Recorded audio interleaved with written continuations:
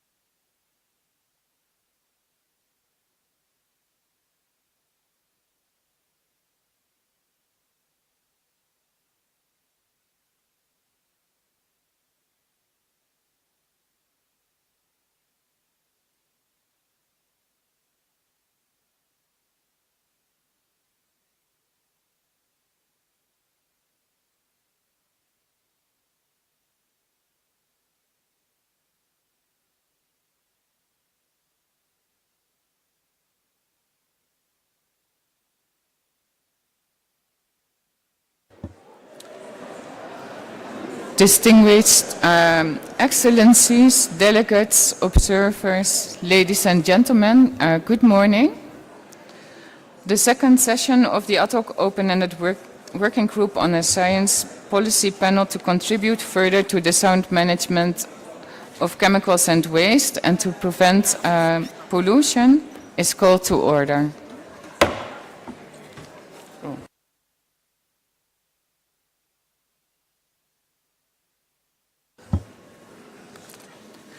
I welcome you all to the second session of the ad hoc open-ended working group on a science policy panel to contribute further to the sound management of chemicals and waste and to prevent pollution. This session is being held entirely in person according to the recommendation of the resumed first session of the ad hoc open-ended working group during its meeting in January and February 2023. And as shared with you through the logistics note made available to delegations by the Secretariat, a link, however, has been shared with delegations to enable their capitals and other relevant officers and observers not able to join us physically to follow the proceedings of the plenary here in Nairobi at the headquarters of UNEP. I must add that those following online can listen to the proceedings in the 6 official languages of the United Nations, but will not be able to take the floor. Looking back at a fruitful resumed session in Bangkok in the beginning of the year, we made considerable progress in discussing on the scope and functions of the panel and to lay out the intentional work to prepare for this meeting. It is now time for us to build on those discussions and, besides electing the remaining Bureau members, to dive deeper into the substance and work towards a shared vision on the features of a science policy panel that contributes further to the sound management of chemicals and waste and to prevent pollution, and to develop proposals for the establishment of the panel in line with our mandate set out in UNEA Resolution 5/8 and to turn this vision into reality. Excellencies, ladies and gentlemen, we have a very heavy agenda in front of us where we will continue our discussions on the proposals for the scope, objective and functions of the panel, and develop proposals related to operating principles, institutional arrangements, including considering the relationship with key stakeholders, and on work-related processes and procedures for the panel, as well as to consider how we can prepare for our next session. These discussions that we will have this week will be critical in setting the course of our work for the next year. Given the short amount of time to prepare for the third session that we anticipate in June next year, I would like to encourage you to use the time efficiently and productively. I'm convinced, and looking back at the informal consultations we hold on Saturday, that we will have a week full of fruitful discussions, and I have no doubt that we are all working towards the same goal, to ensure a robust and relevant intergovernmental science policy panel, and that the spirit of compromise will facilitate the advancement of our work. On behalf of the Bureau, I would also like to take this opportunity to sincerely thank the Hashemite Kingdom of Jordan for continuing to host our meeting, notwithstanding the Bureau's decision on 3rd of November this year to change the venue of our meeting to the UNEP headquarters in Nairobi. And I would like also to extend my thanks to the government of Kenya for helping us to make the arrangement to get all the delegates here. I'm pleased to note that we have 114 member states registered to the meeting and represented here today. as well as 59 observers, including 44 accredited organizations and 15 ITOs and MEA secretariat with us. This is truly a testament to the dedication of the Open-Ended Working Group to conclude its work by the end of next year in line with the mandate provided by UNEA. Excellencies, delegates, before we move on to the election of officers, allow me to call on our distinguished representative of the Hashemite Kingdom of Jordan, our host, for making his opening remarks. And it's my great pleasure and honor to invite Dr. Mohamed Kashasne, Secretary General of the Ministry of Environment, to welcome us to the meeting, including those who followed the proceedings virtually. Sir, may I please invite you to speak? You have the floor. Thank you very much. Bismillah ar-Rahman ar-Rahim. Ms. Sheila,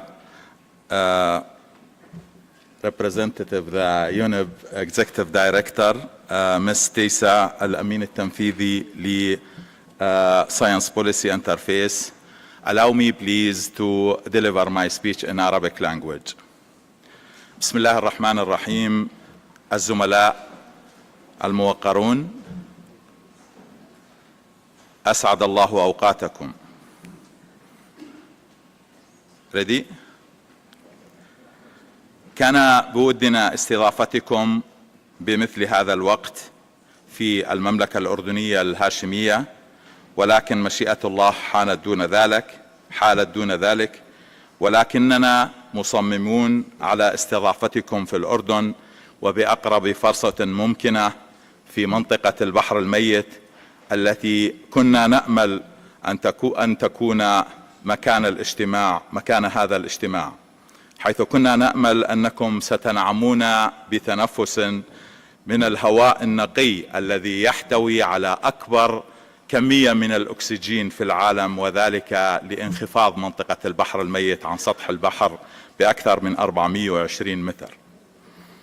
الزملاء الموقرون، إننا في الأردن كنا وما زلنا من الداعمين لإنشاء هذا منتدى Science Policy Panel، ونود أن نشكر الحكومة السويسرية التي دعمت هذا النهج وعقد الاجتماع في الأردن، ونشكر الأمانة كذلك على التحضير الجيد لهذا الاجتماع، علما بأن الأردن كانت وما زالت داعمة لإنشاء هذا المنتدى تنفيذا لقرار الجمعية العامة للأمم المتحدة 5/8، وإننا إذ نؤيد هذا القرار وبأن يكون نقطة الارتكاز في مفاوضاتنا القادمة.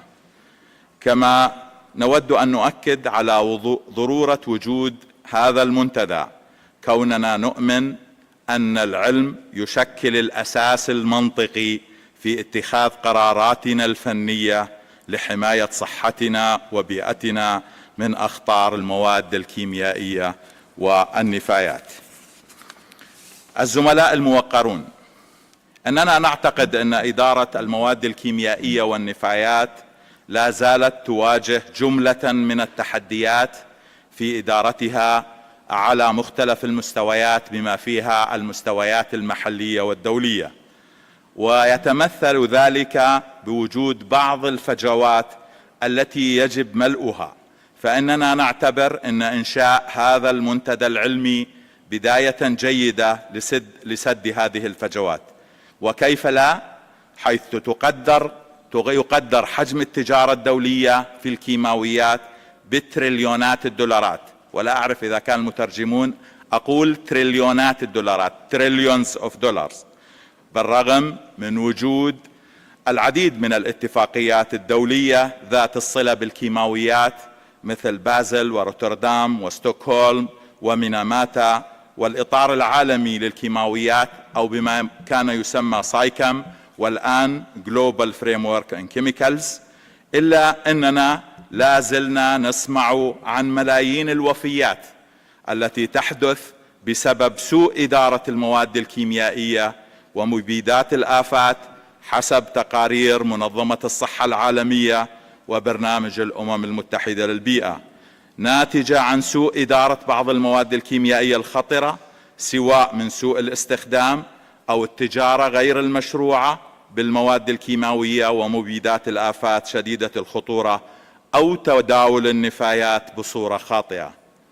وأن وجود منتدى ومنصة علمية عالمية خاصة بالمواد الكيميائية والنفايات نعتقد أنها ستلعب دورا فاعلا للحد من التلوث المرتبط بسوء إدارة المواد الكيماوية والنفايات والاعتماد على العلم والتقييم المنبثق عنه في وضع السياسات والتشريعات على المستويات المحلية والإقليمية والدولية تطبيقا لمبدأ من العلم إلى الفعل from science to action. الزملاء الموقرون، إن الوثائق التي تم التوصل إليها لغاية هذه اللحظة وما تمخض عن الاجتماع الأول لمجموعة العمل المفتوحة والندوات والاجتماعات التي عقدت لاحقا والوثائق التي أعدتها الأمانة، وخاصة الوثيقة 2/2 المتعلقة بهيكل هذا المنتدى، والملحق كذلك بالوثيقة المعلوماتية M10، وبناء على الملاحظات والمقترحات التي أبدتها الدول وضمنتها الأمانة في الوثائق التي أشرت إليها، تشكل بداية جيدة لبدء المناقشات والمفاوضات في هذا الاجتماع الخاص بهذا المنتدى. وبناء أيضا على الخبرات التراكمية للدول والمنظمات الدولية ومؤسسات المجتمع الدولي والصناعة ومؤسسات البحث العلمي وكل الفاعلين في هذه المنظومة، إضافة إلى الاتفاقيات الدولية الأخرى التي لديها منتديات علمية مشابهة للاتفاقية الإطارية للتغير المناخي واتفاقية التنوع الحيوي. وكما قيل في الاجتماع الذي عقدناه أول من أمس، إننا لا نخترع العجل. نعم، إننا لا نخترع العجل، ولكننا بنفس الوقت نتطلع إلى العلم الجديد وإلى التكنولوجيات الجديدة لإدخالها وأن تكون أساسا لهذه المنصة العلمية. السادة الزملاء، نأمل من الجميع التعاون للوصول إلى آلية علمية قوية خاصة، آلية علمية قوية مستقلة خاصة بالمواد الكيميائية والنفايات من خلال المنتدى الذي سيتم إنشاؤه لهذه الغاية، بناء على القرار الطموح للجمعية العامة للأمم المتحدة 5/8، والذي يلبي ما نتطلع إليه جميعا. شكرا لكم، متمنيا لهذا الاجتماع أن يكون اجتماعا ناجحا، آملين أن نراكم ونرحب بكم بالأردن مجددا، وإننا عازمون على أن نلقاكم في الأردن إن شاء الله في مناسبة أخرى. والسلام عليكم ورحمة الله وبركاته.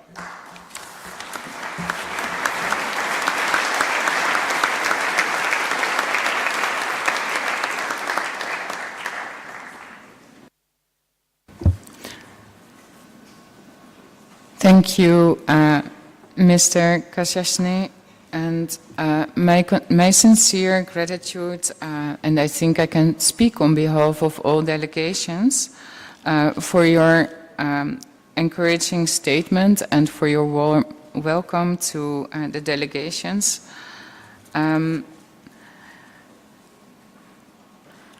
I also thank you for sharing with us what, in your view, a science policy panel could address to contribute further to the sound management of chemicals and waste and to prevent pollution. And I'm convinced that I speak on behalf of all delegations that we would have loved to visit your country and that we hope that we can visit your country anytime soon.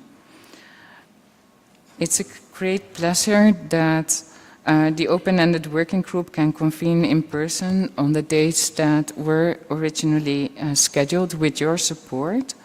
And I would like to thank you again for the efforts that you made to make this happen. So thank you very much again.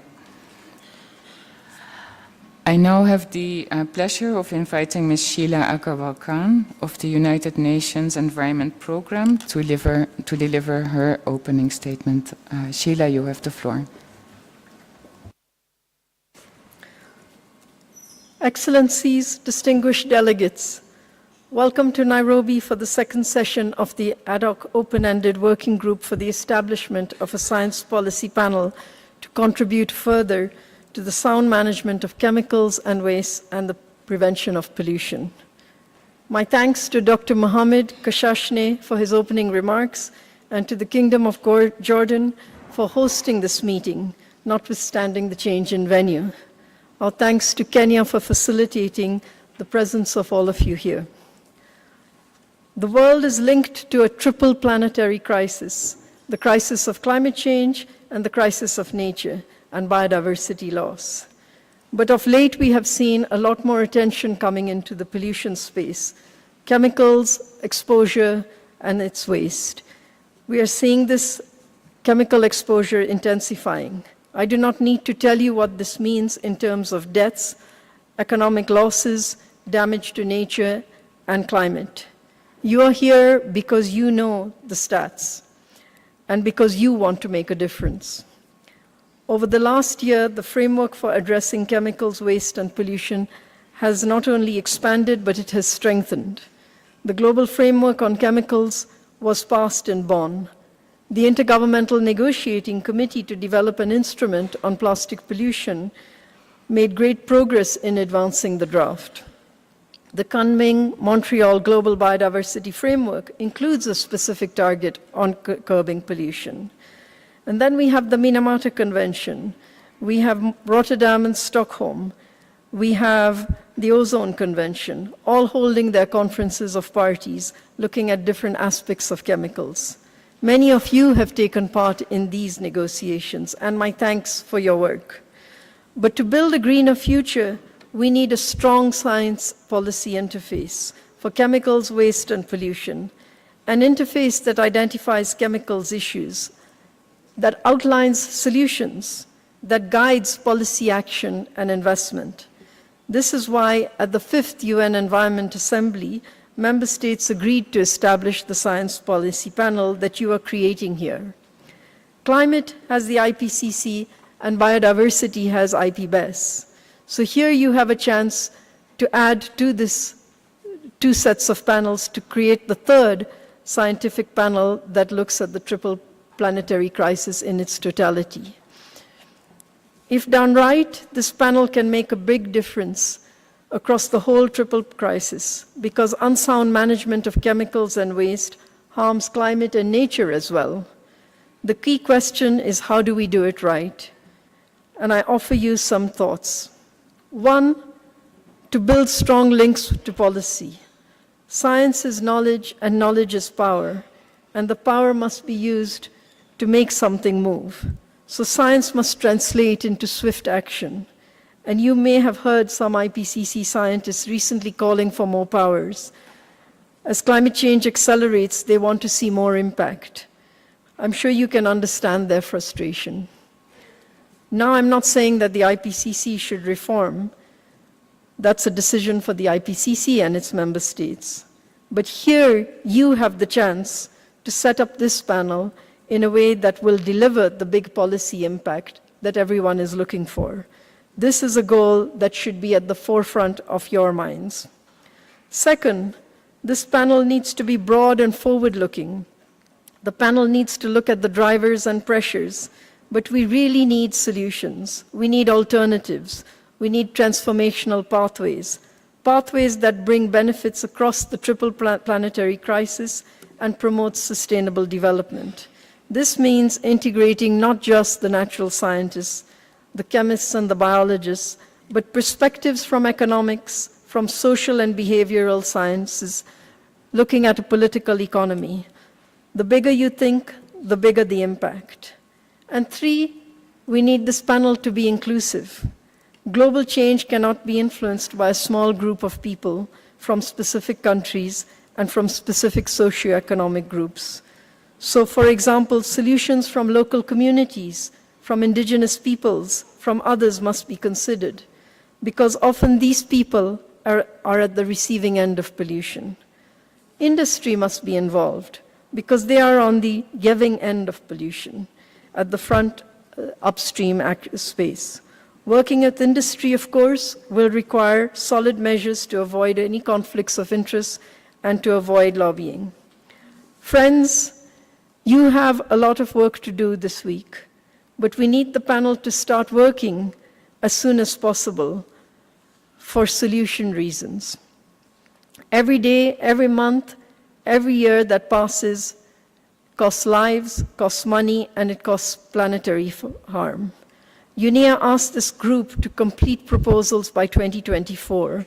So by the end of this session, all elements of the proposals will need to be on the table.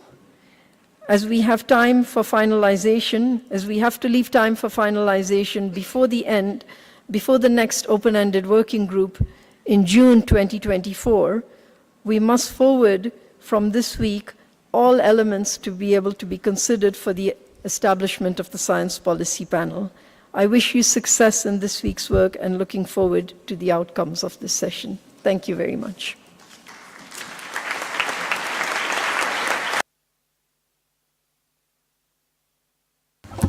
I would like to thank Ms. Akko Sheila for your inspiring words, including on what we could address or what the panel could or should address, and also to provide more context to the relevance of the work ahead of us. So thank you very much for that. I would now like to invite Ms. Leslie Onion to deliver a statement on the World Health Organization. Ms. Leslie, you have the floor.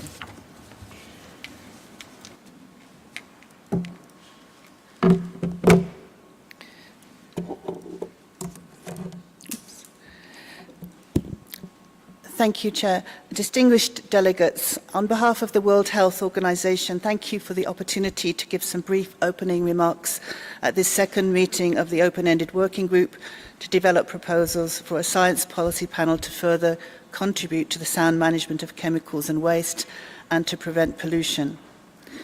The known avoidable environmental risks to health cause at least 13.7 million deaths every year and account for about 1/4 of the global burden of disease.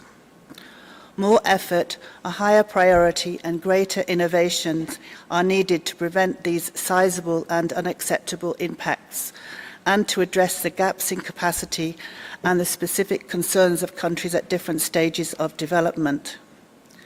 We believe that the proposed panel can make a real difference to these issues by tackling some of the broader interdisciplinary questions, such as how to speed up implementation of evidence-based solutions at the country level. A strategic approach that adds value and avoids duplication of existing processes should be sought. WHO is a specialized UN agency mandated to lead on global public health issues.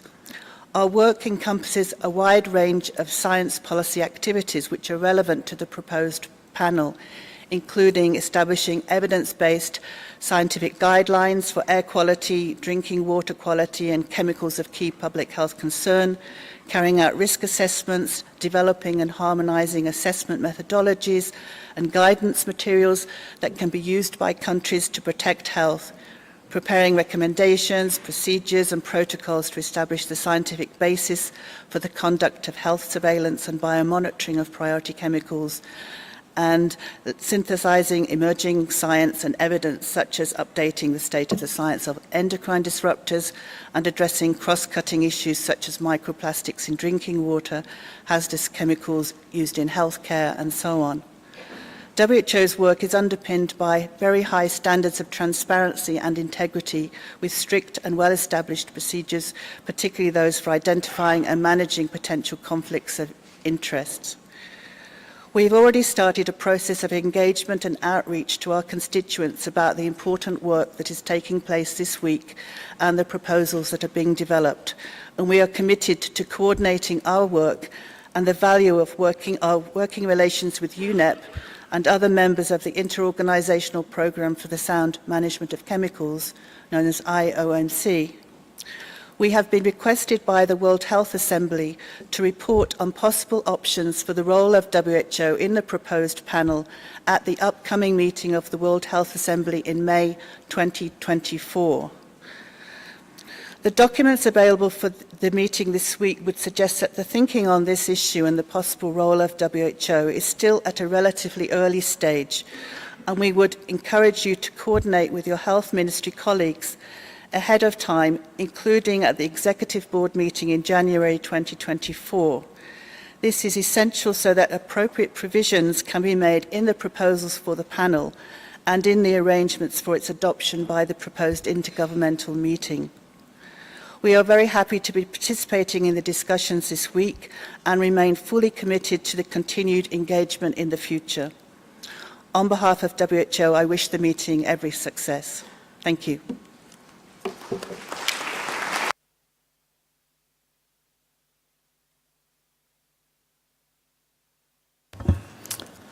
I also would like to thank Ms. Onion, Leslie, also you for your statement, in particular also to providing more context to the relevance of the panel from a health perspective, but also your reflections on how WHO could possibly contribute to this process, and thank you very much for your commitment to do so now and in the future. We have now heard the last speaker for the opening segment of our work, and before we proceed to the item on the agenda on the election of officers, allow me to first deal with a few housekeeping matters for the conduct of our business. Even though we were a bit late this morning, we will always start at 10 a.m. prompt on each day from now on, and at 3 o'clock in plenary sessions in the afternoon. We have only a limited number of 3-hour blocks of interpretation available, and we should use our time efficiently. As this meeting is a continuation of our substantive discussions to develop proposals for the establishment of a science policy panel, opening statements are not foreseen. Should a delegation wish to share their general views, you are encouraged to make your written statement available to the Secretariat so it can be made available through the web meeting portal. As far as the speaking order is concerned, and when the floor is open for comments, I would propose the following established practice. Under each agenda item, I will first call upon member states that are non-members and members of United Nations specialized agencies before giving the floor to observers. Prior to that, regional and political group will be allowed to take the floor to speak on behalf of their members. And under agenda item 4, to provide a general statement. We will further address the organization of work during the second session under agenda item 3. Delegates can request the floor through the conference room system from their specific desk, and with the help of the Secretariat, I will take note of all the requests of the floor. Delegations may seek any support during this session by approaching the desk to my left, which is over there, where the conference services officers are stationed. To enable enough time to finish our work, time management is critical. Time management from me, but also time management from your side, I hope. I therefore ask for your indulgence and cooperation from all the delegations, from member states and observers, as well as the Secretariat in conducting our work efficiently. In that respect, I would like to make the following recommendations as follows. As per the practice established during our previous session, I would be extremely grateful if delegates do not engage in group or national statements in a vacuum, but rather focus their statements on the specific topics under discussion in the relevant agenda item, as well as to avoid repetition of similar views as much as possible. Any interventions on any item will be limited to 3 minutes per delegation. Interventions for regional groups and political groups will be limited to 5 minutes per regional group or political group. I will strictly observe this rule from the beginning, just keeping in mind that we are having a very heavy agenda load to consider. Secretariat, your presentations should also be as brief as possible, and I wish to note that many of the pre-session working documents, as well as some information documents, have been made available on the website, and that Member States have had access to the advanced versions of the working documents for some time. Representatives of observers will be accorded time to contribute towards our discussions at the end of the items under discussion, bearing in mind the speaking order I just presented. And I also call on you to focus your interventions as much as possible and to cooperate in your interventions as much as possible.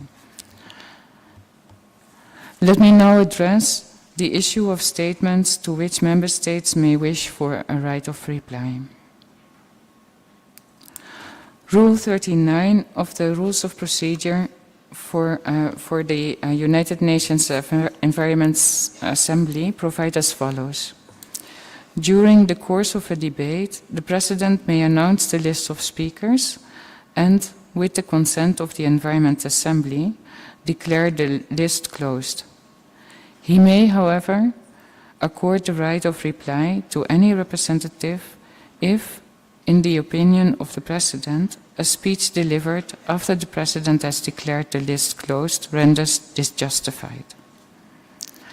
As per the practice of the United Nations concerning the right of reply, and keeping in mind we have only 5 days to discuss our substantive agenda, I wish to recall the following. The right of reply only applies when a Member State wants to make a statement that replies to a prior statement made by another Member State on the same subject. The right of reply does therefore not involve the making of general statements. Accordingly, right of reply and general statements cannot be combined. Delegations should use restraint in the exercise of their right of reply, and the exercise of that right should be as brief as possible. Delegations should exercise their right of reply at the end of the morning or the day or at the end of the consideration of any item. Thus, the right of reply is not automatically exercised immediately after the statement by a Member State. The number of interventions in the exercise of the right of reply for any delegation at a given meeting should be limited to 2 per item. The first intervention in the exercise of the right of reply for any delegation on any item at a given meeting should be limited to 3 minutes, and the second intervention should be limited to 2 minutes. Rights of reply should be made by delegations from their seat. In line with the rules of procedure, differentiation between members and non-members must be respected, and states non-member will participate at the invitation of the chair. The speaking order that I mentioned a few minutes ago and differentiation between members and non-members will be respected. Can I take it that we all wish to go along with my proposal on these housekeeping arrangements for the conduct of our business during the week, including the speaking order for the session, for the efficiency of our work, as well as the time limit for your interventions.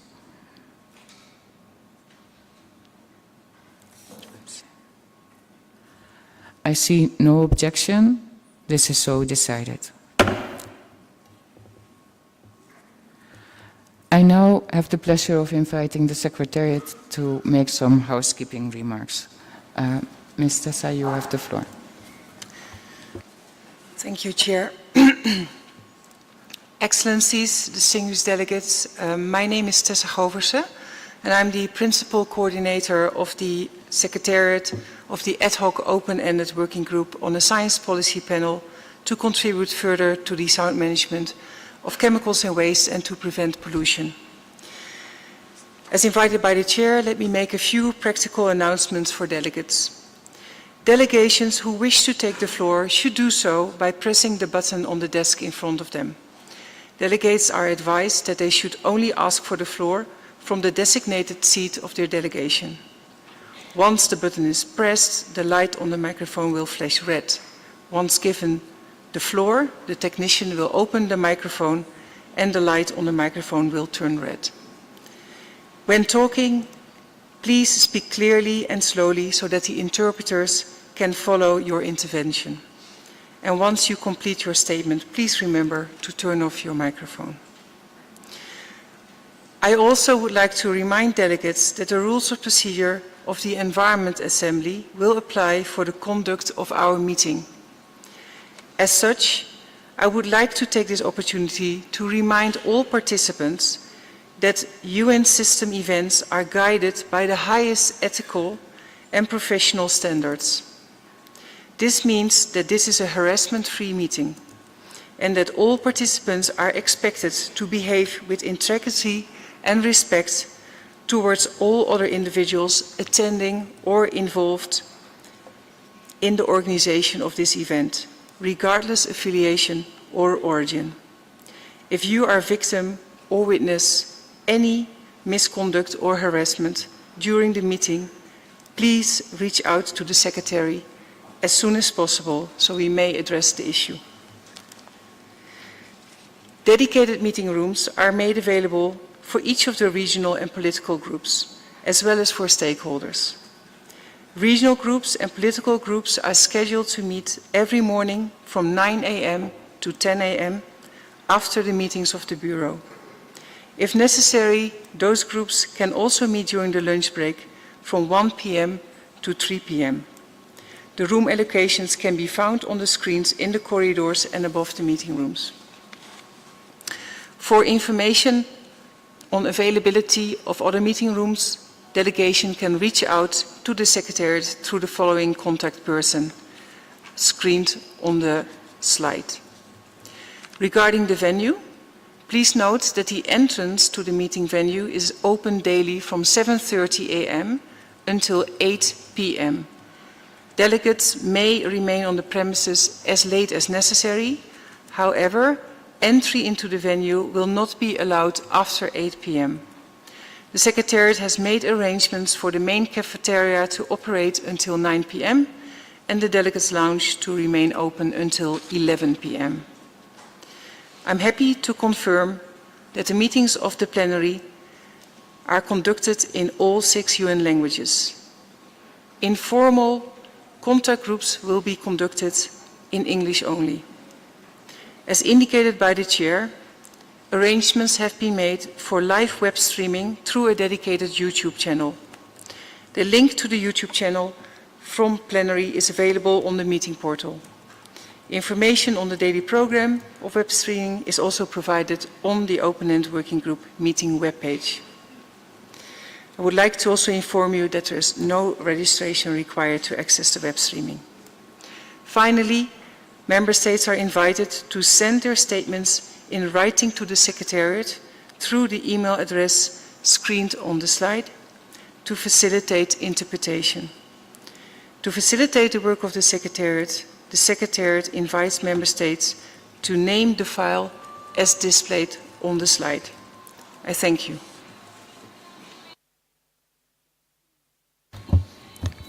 I thank Ms. Govers Tessa for this information.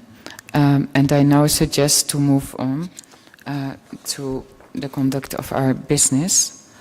Let us turn to agenda item 2, the election of officers.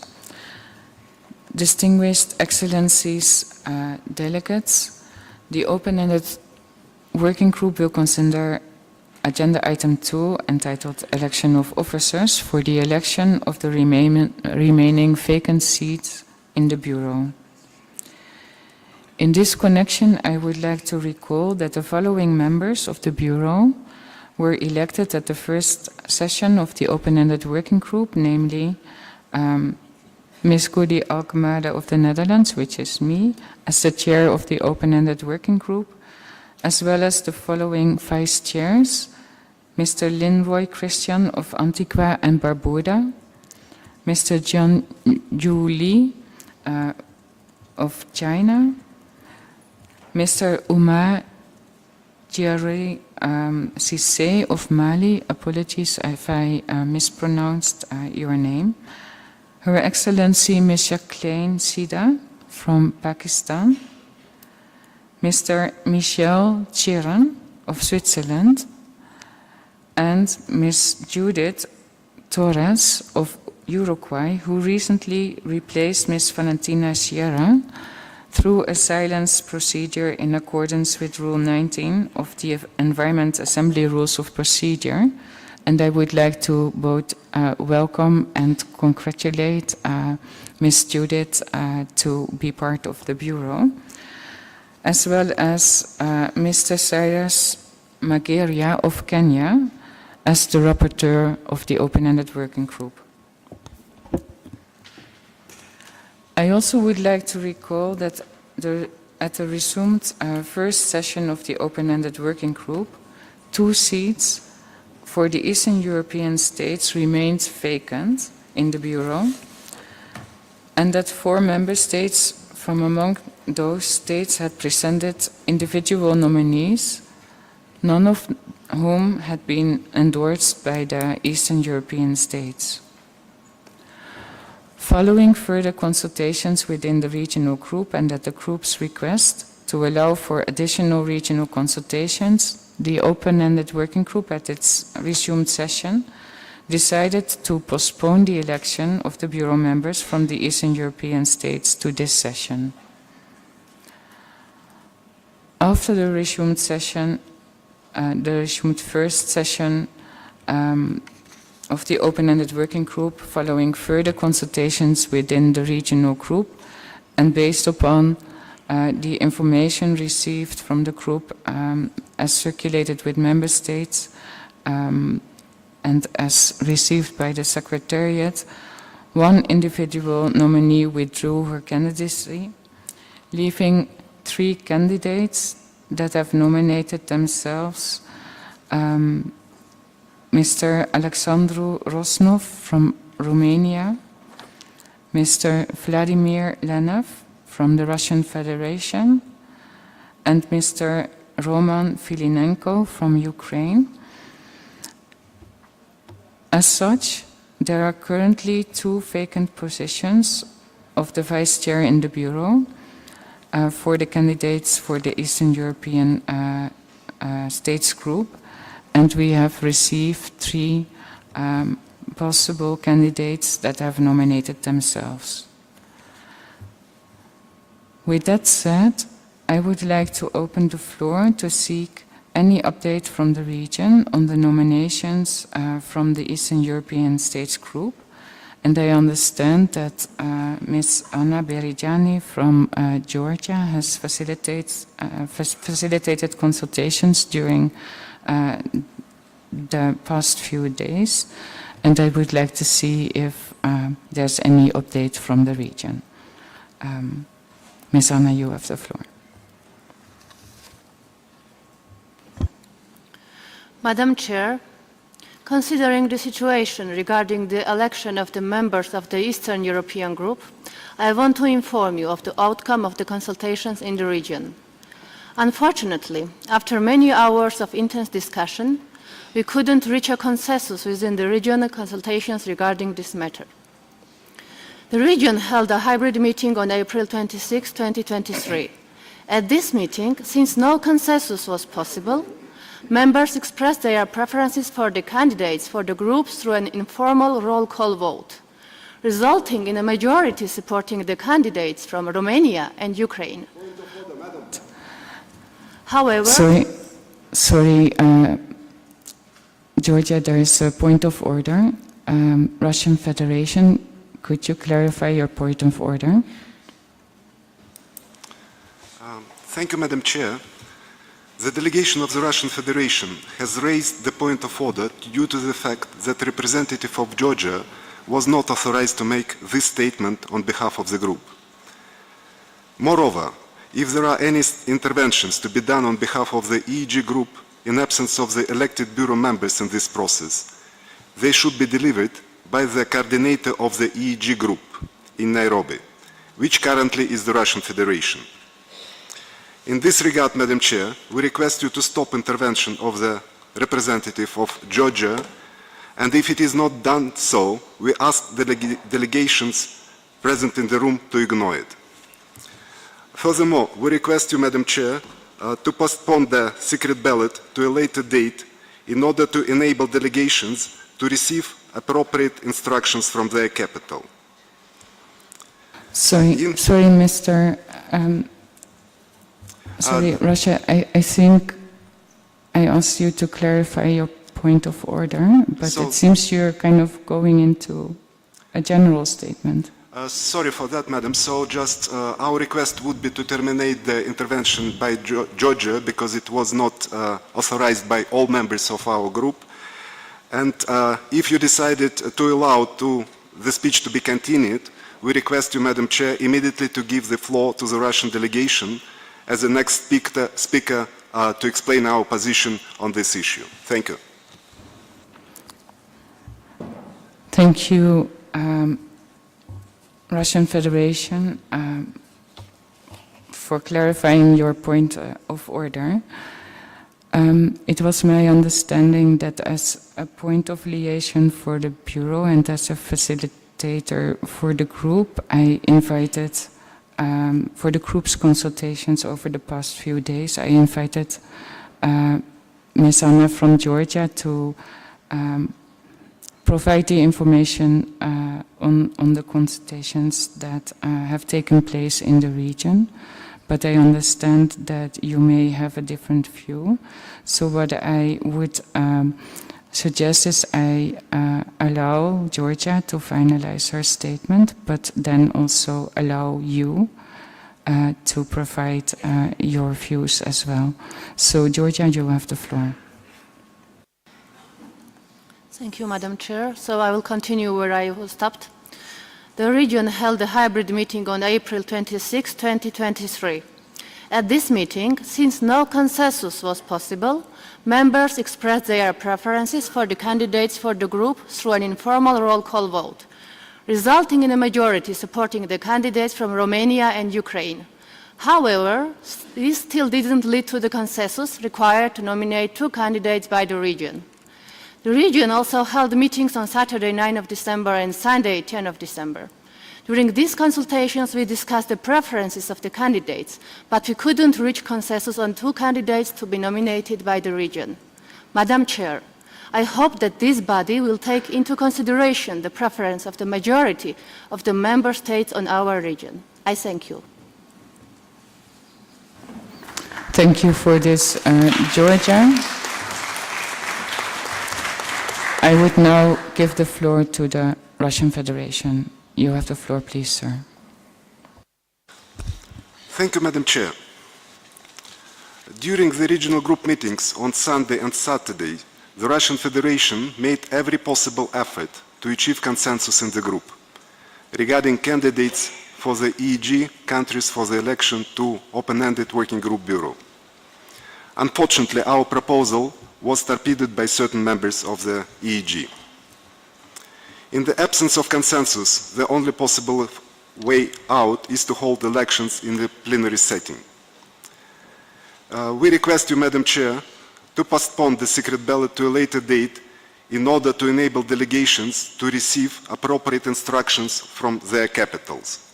For that, they need some time to consult their capitals and to give instructions for which countries they have to give their vote.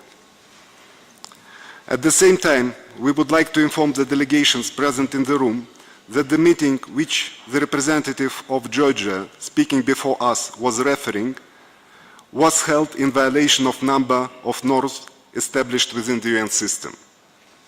Firstly, the nomination of all candidates must be carried out in a fully in-person meeting by the delegations physically present in the room. From 23 countries from the EG region, only 8 were physically present at the referred meeting in April. Secondly, any voting within regional group, including so-called indicative votes, can only be carried out if all delegations agree to conduct such a vote and subsequently agree with its results. At least 2 countries physically present at that meeting clearly objected to hold such a vote.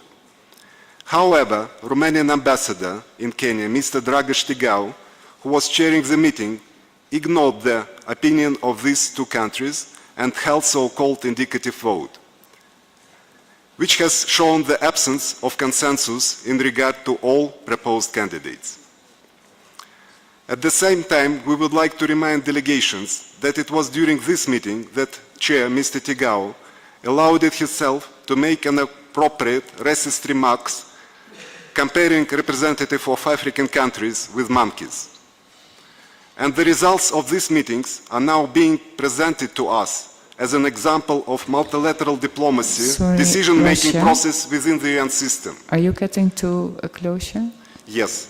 There we once again call on all delegations to take part in the vote without any regard to outcome of the EG regional group meeting held in April, under the chairmanship of Mr. Tigau, who soon after this incident was requested to terminate his term of duty as an ambassador, and he left Kenya. So, Madam Chair, we repeat our request to you to take a decision to postpone the elections by secret ballot to a later date during this week to allow delegations to report to their capitals and to get instructions how they should vote. Thank you very much. Thank you, Russia Federation, for providing also your views.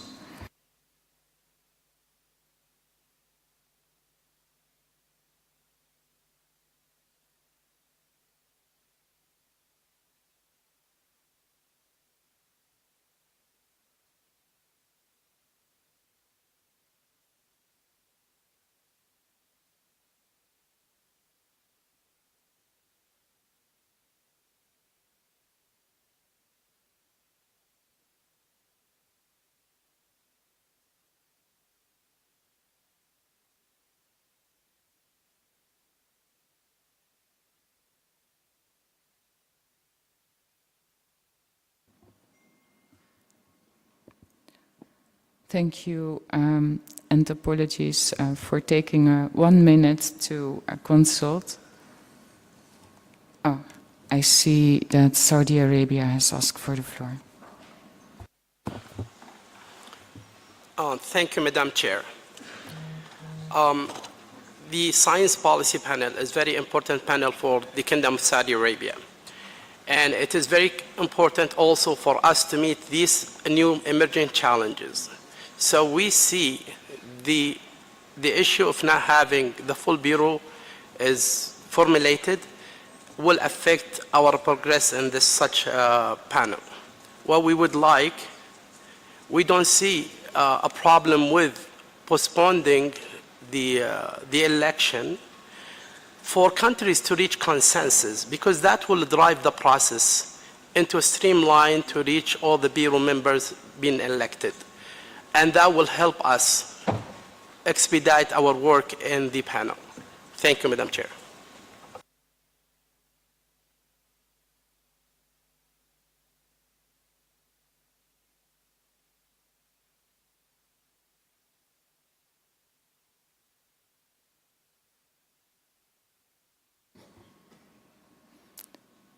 I just wanted to make a proposal, but I see that Jordan asked for the floor. Jordan, you have the floor.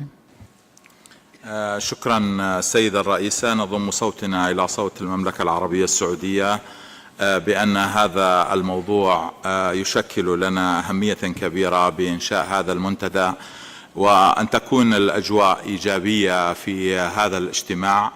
ونرى أن تأجيل موضوع اختيار المكتب من شرق أوروبا قد يكون فرصة إضافية للوصول إلى حل للتوافق في هذه المجموعة الإقليمية التي نحترمها. فنرى أن يتم تأجيل هذا الموضوع إلى وقت آخر حتى نجري المزيد من المباحثات والمشاورات على مستوى العواصم وعلى مستوى الأشقاء والزملاء من مختلف الأقاليم، عسانا نتوصل إلى حل بالتوافق. شكرا.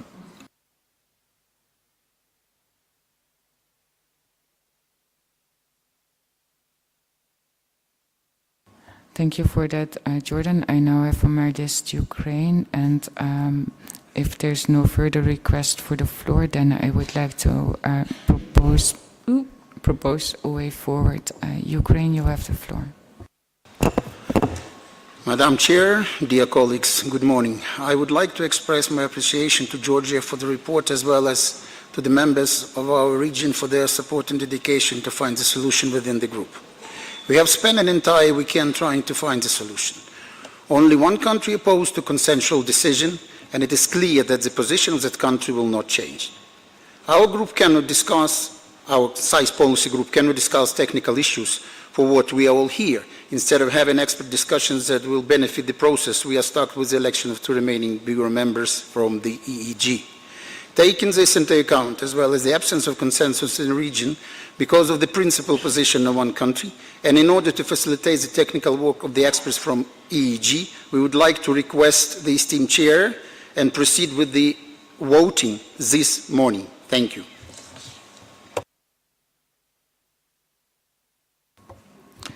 Thank you, Ukraine, for sharing that with us.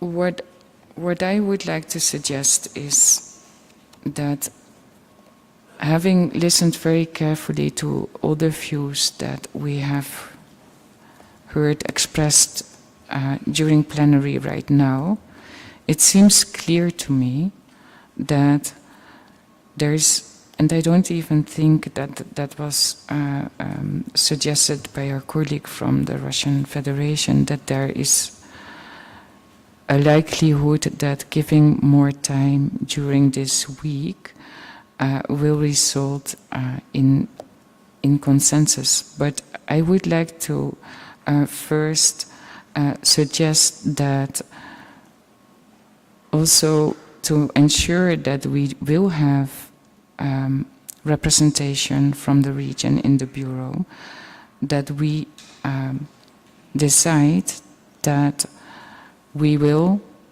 that it is the wish of the open-ended working group to proceed with electing the 2 candidates from the Eastern European group as vice chairs to the Bureau by a secret ballot.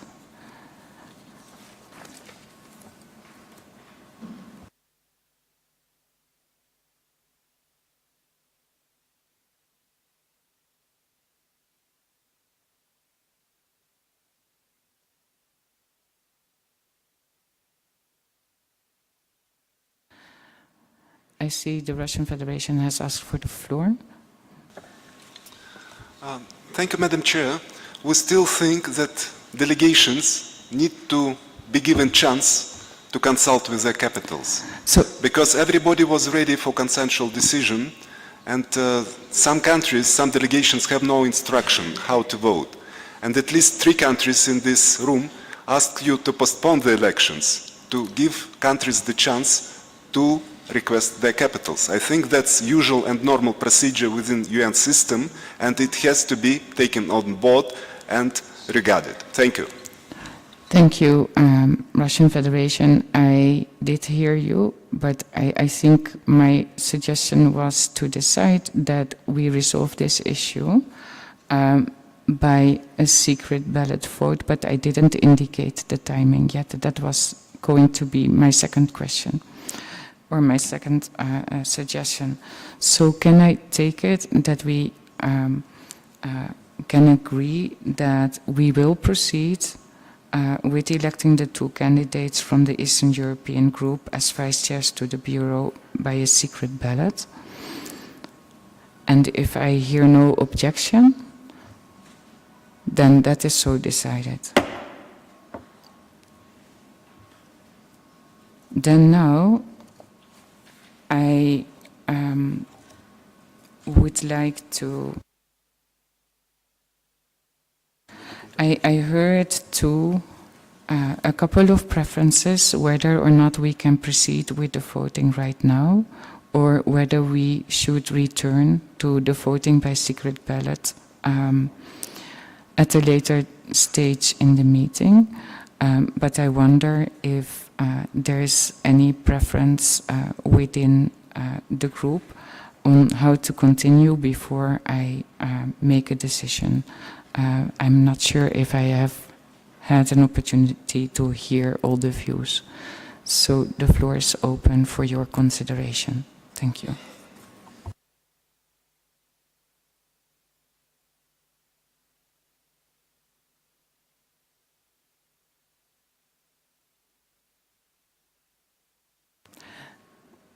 Saudi Arabia, you have the floor. Thank you, Madam Chair. I would restate our position that we would like some time to consult with the capital, since we were expecting there will not be silent voting. So I appreciate if the time is given for us to be consulting our capital. Thank you.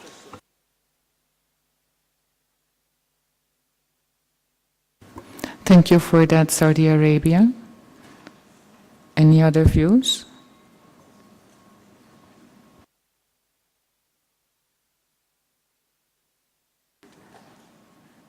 So it seems that there's no other views. I heard Czech Republic. You have the view.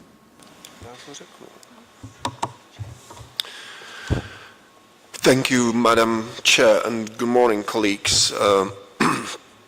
I think this is a very important issue we have to deal with, and since this agenda item has been included at this point of time on our program,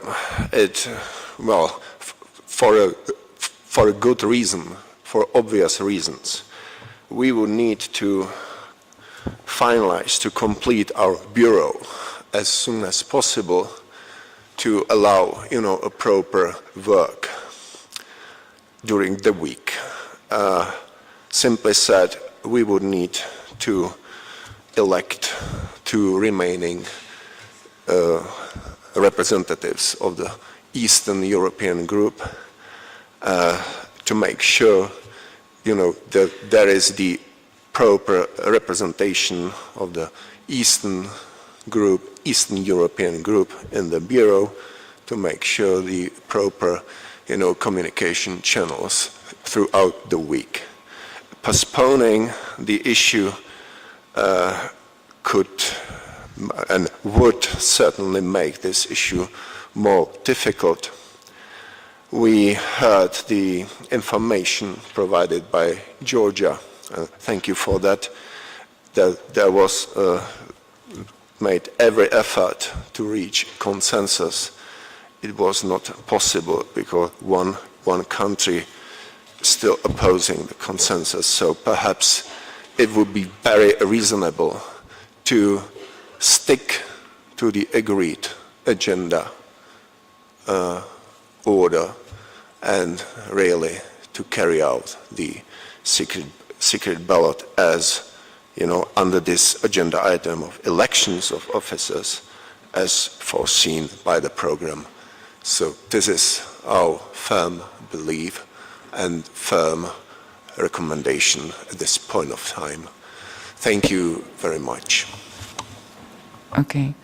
I have on my list now Romania and then Russia Federation, and I would like to close the list. So if there's any other views, please push your button. Otherwise, I close the list and then I would propose a way forward. So I have Romania, Russia Federation, United States.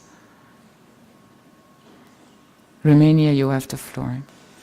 Good evening, Madam Chair. I will be very short. Romania fully supports our colleague from the Czech. It's exactly what we want as well. We need to have a bureau that it's functional today so we can start work on the substantive matters. Thank you very much. Thank you, Russia Federation. Russia, you have the floor. Thank you very much, Madam. Not for the first time we are hearing from some delegations that one country opposes.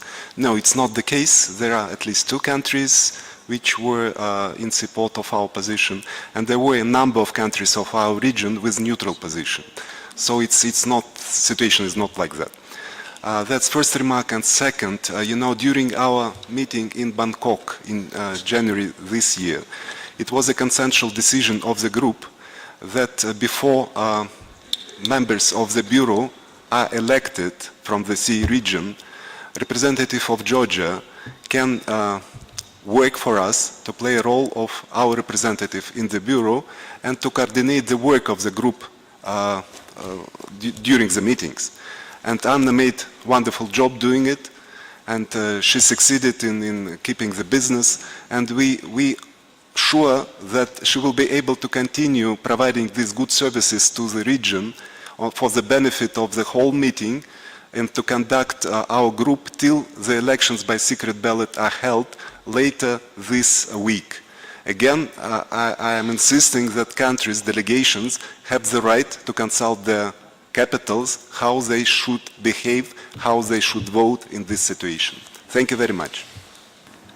Thank you, Russian Federation. I have United States, and I had closed the list, but I see North Macedonia asking for the floor, but I do want to come with a proposal on the way forward.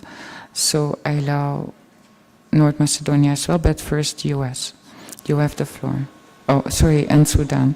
No, really, I'm now going to close the list. So if there's any member states that wishes to take the floor, please indicate. So Sudan will be the last speaker. US, you have the floor. Thank you very much, Chair. The United States strongly supports the points made by Ukraine, Czechia, and Romania, and we hear the interest of the EEG group in resolving this matter. This delegation is prepared to move forward today, particularly given that we have known of these candidates and prepared for this election for months. And additionally, because we want to maximize participation in this important election, and we recognize there may be a greater number of member states present on this first day relative to the last day of this meeting. Thank you. Thank you, US, North Macedonia. Thank you, Madam Chair. North Macedonia is supporting the interventions by the Czech Republic, Romania, and we agree that we need, as soon as possible, to have our regional group to have representatives, proper representatives with legitimate membership of the Bureau. Thank you. Thank you, North Macedonia. Now I invite Sudan. Sudan, you have the floor. بسم الله والحمد لله والصلاة والسلام على سيدنا محمد وعلى آله وصحبه ومن والاهم بإحسان إلى يوم الدين. السودان يقترح أن يستمر المكتب الحالي في القيام بمهام هذا الاجتماع حتى اليوم الأخير يتم الانتخاب، وفي هذا الوقت نكون قد تمكنا جميعا من مشاورة دولنا. شكرا.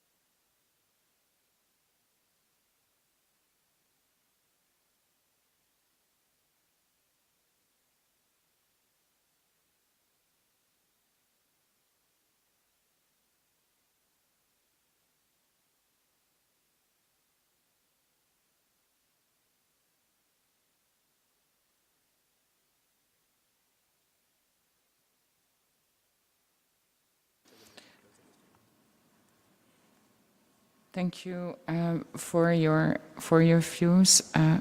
Russian Federation, I had closed the list. So I want to propose a way forward. If it's not to your liking, you can come back. So, hearing the views, I would like to suggest that we do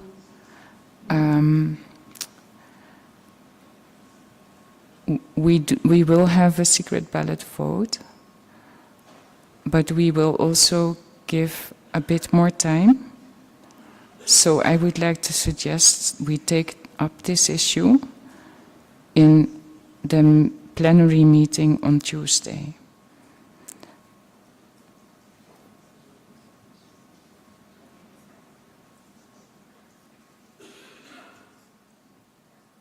I see the Russian Federation asked for the floor. Thank you, Madam Chair. That's a good step forward already. But you see, technically, to give less than 24 hours for the delegations to communicate with their capitals and to get answer, it's not realistic. Different time zones, you know, some capitals are still sleeping, so it's not possible to make within one day. So we request you to reconsider your proposal and to have it for a later day.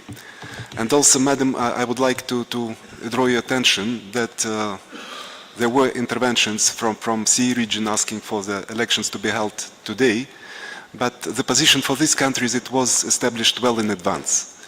But the position of other countries from other regions who were not ready for the elections and were thinking about possibility of consensus being reached, but unfortunately it's not the case. Really, they need time to consult their capitals. And for this, to my practice of environmental work and you know, in multilateral diplomacy, it can take at least 2-3 days before such an answer can be get from the capital. So we should give countries a chance to properly coordinate their position with the capitals. And there were a number of countries supporting this view, and we request you, Madam Chair, to put the elections till the end of our meeting, which will allow to conduct the business on substantial issues without diverting attention to the elections. And we'll hold the elections later at the week, and Bureau would be established to continue the work intersessionally for the further meeting.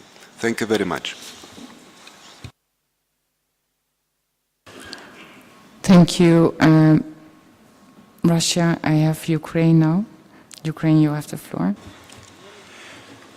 Madam Chair, dear colleagues, I would like to draw the attention of all esteemed delegates to the fact that election of officers was in the draft agenda well in advance before that meeting, and all the delegations had enough time to prepare their position.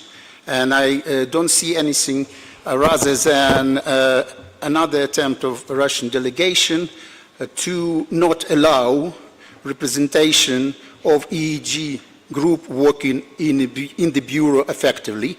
And your suggestion of holding secret ballot tomorrow is supported by my delegation. Thanks. Thank you. Ukraine, I just want to clarify the considerations that were in my mind, hearing the different views from the different perspectives, that indeed some member states have asked for a bit more time to consult with their capitals. I also noted that this issue had been on the table when we were in the resumed session when we met in Bangkok. It had been also clarified in the scenario note. So in that sense, I do think that member states have had time to be prepared, to be able to cast a vote if that would have been necessary. But I also respect the request since there is a slight change in the composition of the candidates, for the member states to reach out with their capitals, but at the same time respecting the request to not wait too long with the election of bureau members, to allow the region to carry their work forward. So, having said that, I would confirm that I would like to make the proposal to hold the elections by secret ballot when we come in the plenary meeting on Tuesday morning. And if I don't hear any further views, then that is so decided.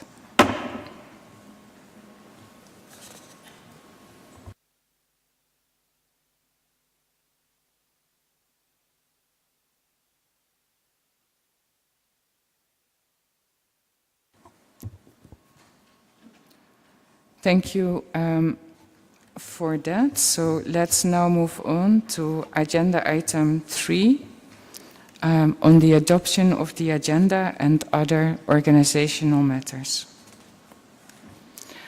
Dear Excellencies, delegates, ladies and gentlemen, we will now proceed to consider agenda item 3, adoption of the agenda and other organizational matters, specifically under item 3A, adoption of the agenda. And delegations will recall that the professional agenda, as contained in document UNEP/SPP-CWP /open-ended working OEWG.2/1.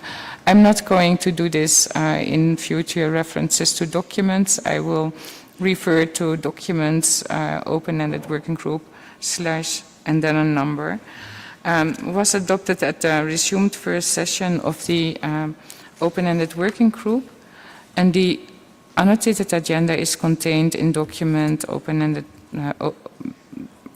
in document 1/add1. And may I ask if there's any comment to the professional agenda? If there's no further comments on that, we can adopt the agenda as it is proposed to the meeting. And that is so decided.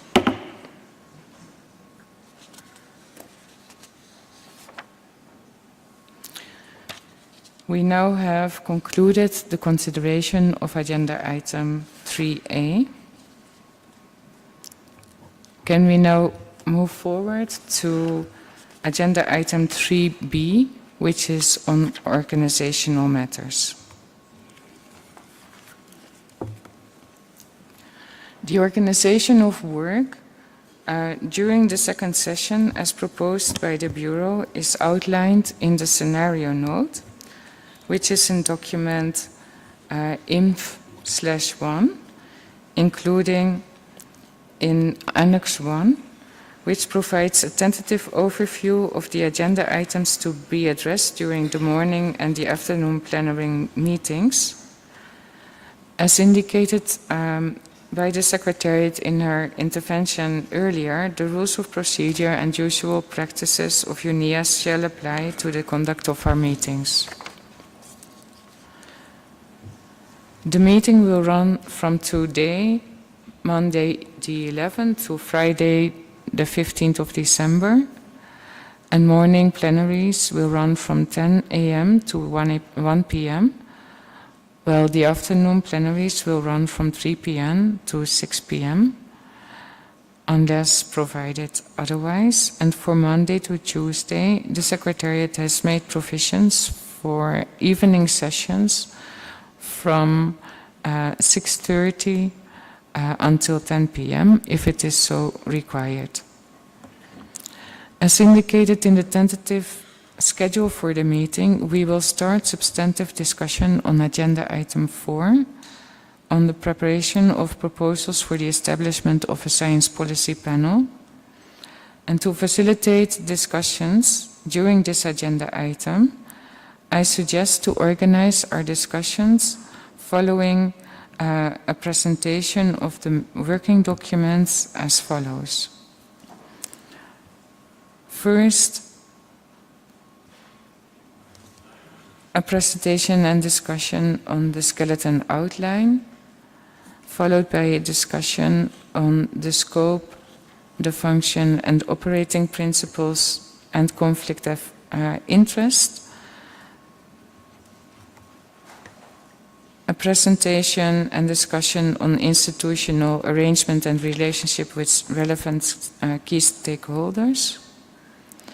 And then a presentation and discussion on work-related processes and procedures for the panel. These discussions will be preceded by possible general statement by political and regional groups. And we expect that this discussion will likely continue in plenary on Tuesday morning and maybe afternoon.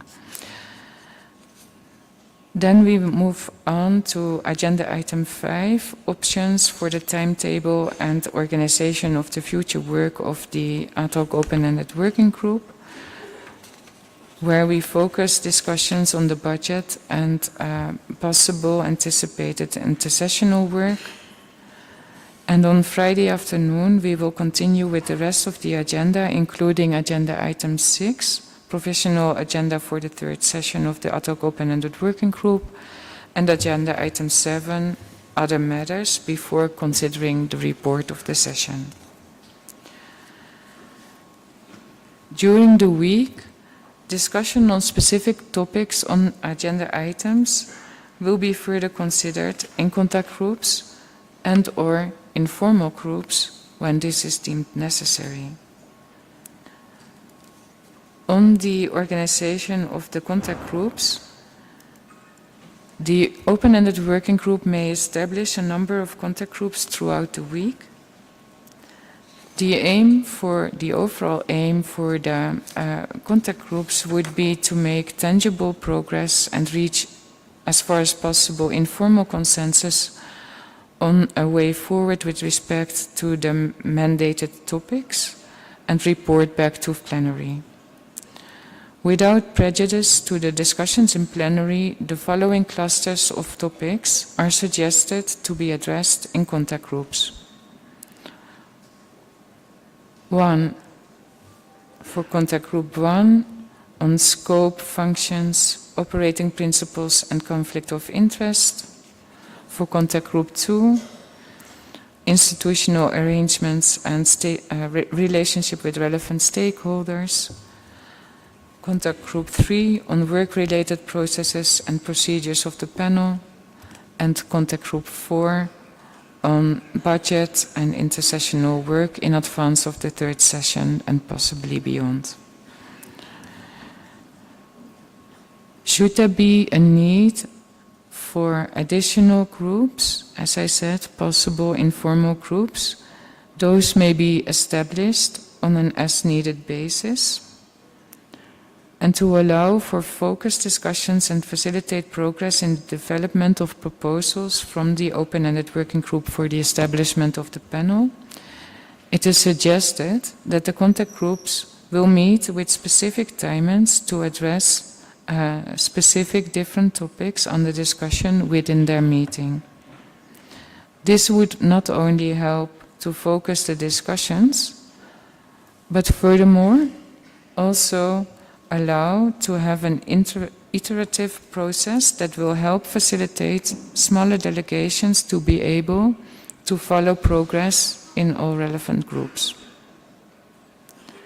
As indicated in the scenario note, no more than 2 groups are planned to meet in parallel, and in consultation with the co-facilitators and the Secretariat, the Bureau will make all efforts to schedule the work of the contact groups in a way that prevents as much as possible overlap of discussions on related issues, but also to make the best use of our time to make progress on the different items on our agenda. Each morning in our plenary sessions, we will take stock of the progress made in the contact groups, and in the case of informal groups, also on those groups in plenary. Revised schedules for the work of the day will be discussed in the Bureau each morning and announced at the end of each plenary session, so that you have a full overview of which topic will be discussed in which contact group at which time. I furthermore wish to note that for the efficiency of our work, nothing prevents us to take up an agenda item earlier than scheduled, should we finish any discussion before the scheduled session time in our plenary.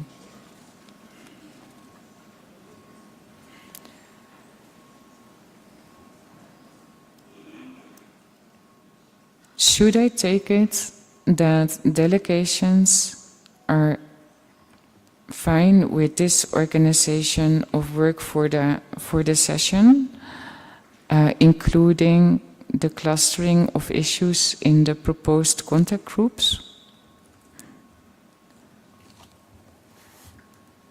And that should the need for change arise in the course of our deliberations with regard to the planning of the topics to address, we will adjust accordingly, following up on the progress reported. So for now, these arrangements will guide us. If I don't see any request for the floor, this is so decided. Thank you for that.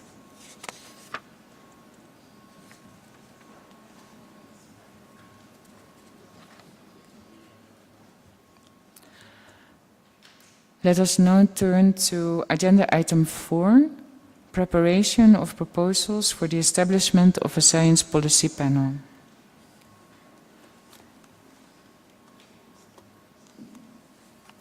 Dear colleagues, we will proceed with this agenda item, and as agreed, during the organization of work, before we get into the more focused topical discussions on our agenda this week, I will invite political or regional groups to provide a statement to share their general views on the substantive issues under the discussion during this week.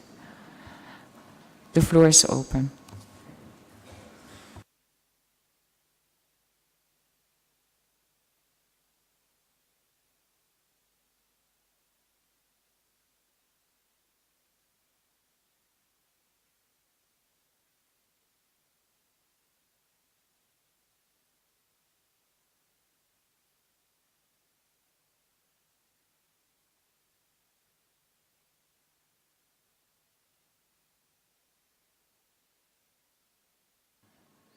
Thank you. I see that Nigeria is asking for the floor.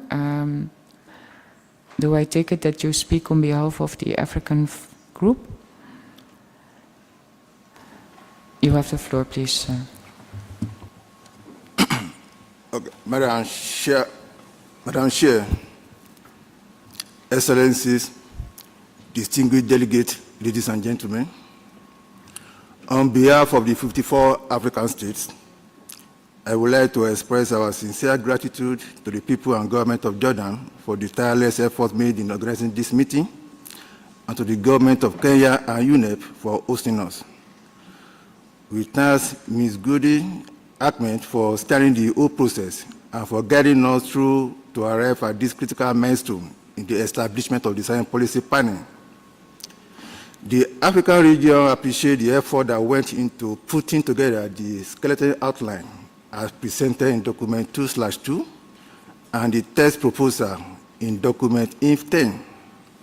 The skeleton outline is based on the element layout in Union Resolution 5/8 and the outcomes of our discussion from the previous session.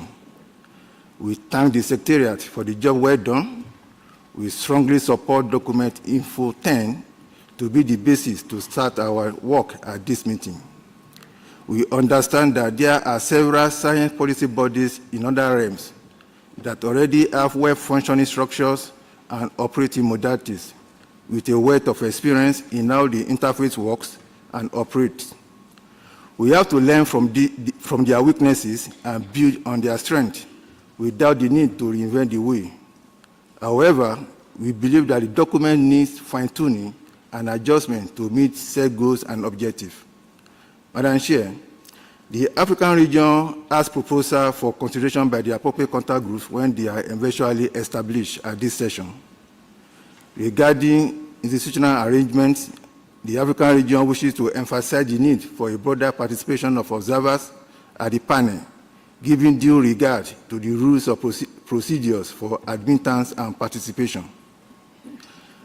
On expert identification under the Interdisciplinary Expert Committee, our region proposes to increase the number of experts that will be involved in reviewing and evaluating the technical reports to be issued by the panel. We also propose that the experts from the health and environment sectors are equally represented. On the issues of capacity building under the function of the panel, the African region prefers option 1, as this will promote and support inclusivity, local content, indigenous knowledge, adaptive technology transfer, and the continuity of capacity building measures to ensure mainstreaming into government structures. Regarding the operating principles, we propose the inclusion of ethical considerations. While we agree on the content of the conflict of interest policy in the skeleton document, we will propose the inclusion of disciplinary measures in case of violation of the rules. Madam Chair, to avoid duplication of efforts and enhance resource efficiency, our region proposes that the work programs and financial rules must be independent, in line with the scope of the panel, and align with the objective of the global framework on chemicals. Madam Chair, though it would have been perfect to finalize the scope and functions of the panel before addressing its institutional arrangement, but for the sake of time, we support the discussion on them can go on concurrently during this meeting. Thank you for your attention.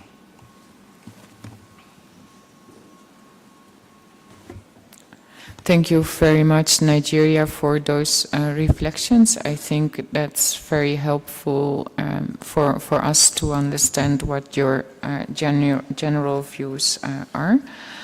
I now would like, I would like to say I have on my list Argentina, followed by Georgia and the EU, who I understand that all wish to speak on behalf of their group. So Argentina, you have the floor. Muchas gracias, señora presidenta, por darme la palabra. GRULAC desea dar las gracias al gobierno del Reino Hashemita de Jordania y al gobierno de la República de Kenia por la organización de la presente reunión y agradecerle a usted, señora presidenta, su continuo liderazgo durante este proceso y desearle lo mejor en el transcurso de la presente reunión. También queremos agradecer a la Secretaría por la preparación de los documentos y el apoyo prestado. GRULAC reconoce la necesidad de desarrollar un alcance amplio que proporciona al panel la libertad de elaborar decisiones basadas en las funciones asignadas. Además, el GRULAC cree firmemente que ciertos principios clave deben guiar todo el trabajo relevante del panel científico normativo, especialmente la promoción y protección de los derechos humanos como principio transversal, el reconocimiento del derecho a un medio ambiente limpio, saludable y sostenible, y el derecho a la ciencia. GRULAC también aboga por un panel que sea equilibrado desde el punto de vista geográfico, regional y de género, y que reconozca la necesidad de la igualdad de género en todos los aspectos pertinentes de su labor, así como de la participación inclusiva y el uso de los conocimientos tradicionales, los conocimientos de los pueblos indígenas y los sistemas de conocimientos locales como principios rectores.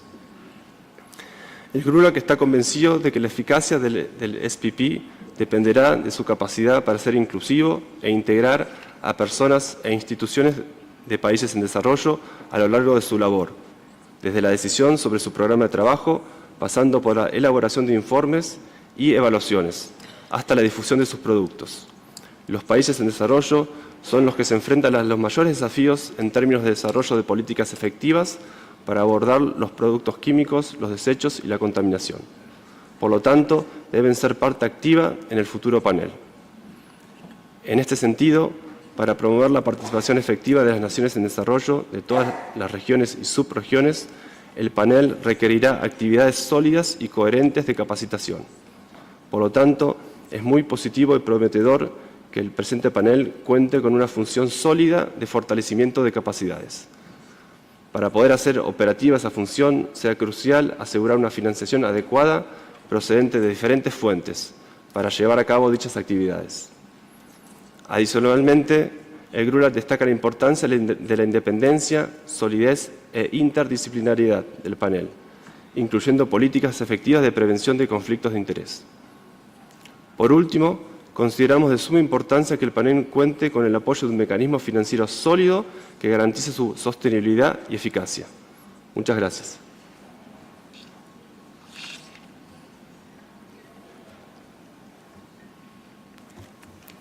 Thank you, Argentina, also for sharing the reflections from the region with us. I now turn to Georgia for the Eastern European states. Georgia, you have the floor. Thank you. Madam Chair, Member State delegates, observers, ladies and gentlemen. On behalf of the EU region, we would like to thank you, Madam Chair, thank the Secretariat and the Bureau members for preparing this meeting and for the opportunity to express our main considerations. We want to thank the Hashemite Kingdom of Jordan for its continuing commitment to host this meeting and the Republic of Kenya for providing the venue on such short notice. Our region acknowledges the undeniable interdependence between science and policy in shaping a future that is both prosperous and environmentally responsible as outlined in the UNEA Resolution 5/8 and as further advanced in discussions held in Bangkok at OEWG 1.2 session.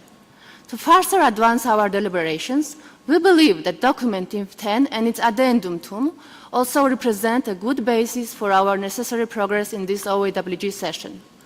Further, the pressing challenge of chemical management and waste prevention requires a comprehensive and collaborative approach. Scientific advancements and informed policy decisions are essential pillars in the foundation of a sustainable and resilient society. Our region recognizes the urgency of bridging the gap between scientific knowledge and policy implementation to address the growing threat posed by pollution and hazardous substances. Eastern European states are committed to fostering international cooperation, sharing expertise, and promoting transparency in the scientific and policy-making processes. By collaborating across borders, we can harness the wealth of knowledge within our diverse nations to devise holistic solutions that transcend regional boundaries. In this pursuit, OEWG 1.2 has conscientiously decided that the foundation for subsequent considerations shall be laid upon two specific texts. Firstly, we emphasize the significance of providing capacity building through all the functions of the panel, with a particular emphasis on facilitating technology transfer to developing countries. This strategic approach aims to enhance the science policy interface at appropriate levels. We acknowledge the importance of activities geared towards ensuring the effective, geographically balanced, and gender-responsive participation of scientists in the panel's assessments. Eastern European states are united in our commitment to advance the crucial discussions on capacity building within the framework of the ad hoc open-ended working group. Moreover, our commitment extends to strengthening data generation capacity and fostering the enhancement of knowledge and skills that will support country infrastructure and human capacity. We seek to establish a robust foundation for the Eastern European Group to actively contribute to collective efforts in the realms of scientific assessments and policy formulation. In conclusion, we urge all member states to join us in supporting the establishment of Science Policy Panel dedicated to advancing our understanding of the intricate dynamics between chemicals, waste and environment. Let us seize this opportunity to contribute meaningfully to global efforts aimed at achieving sewage management of chemicals and waste, fostering a sustainable future for generations to come. Thank you. Thank you, Georgia, for those views on behalf of the region. I now would like to open the floor to the European Union. EU, you have the floor. Muchas gracias, señora presidenta. Y en esta ocasión, España, hablando en nombre de la Unión Europea y sus 27 Estados miembros, desea expresar su gratitud a la República de Kenia, al Reino Hasemita de Jordania por acoger esta reunión y al PNUMA por el trabajo realizado en la organización de la misma. Quisiéramos dar las gracias a la Secretaría del Grupo de Trabajo de Composición Abierta por la documentación presentada para nuestra consideración. Señora presidenta, la Unión Europea y sus 27 Estados miembros apoyan en general el propuesto esqueleto básico como un resultado del Grupo de Composición Abierta. Y propondremos y explicaremos algunas enmiendas cuando se abra este punto para su consideración. También acogemos con satisfacción las propuestas contenidas en el documento informativo número 10, que constituyen un buen punto de partida para los debates. Consideramos que el objetivo del Grupo de Composición Abierta para un propuesto objetivo del panel en el futuro ha alcanzado un buen nivel de consenso. En lo que respecta a las funciones, consideramos que ya se han logrado avances muy satisfactorios. Asimismo, con respecto al desarrollo de capacidades, entendemos que en este caso se necesitan más debates y estamos dispuestos a seguir participando. Incluso estamos dispuestos a explicar con más detalle nuestra propia propuesta realizada durante el Grupo de Composición Abierta 1.2. En cuanto a los principios operativos, creemos que la propuesta contenida de nuevo en el documento informativo número 10 constituye un buen punto de partida para las negociaciones y esperamos debatir qué enmiendas son necesarias en ese texto. En cuanto a los mecanismos institucionales, también consideramos que la propuesta contenida en el documento informativo número 10 constituye un buen punto de partida para nuestras discusiones y esperamos de nuevo poder contribuir también al mayor desarrollo de las disposiciones con nuestros comentarios.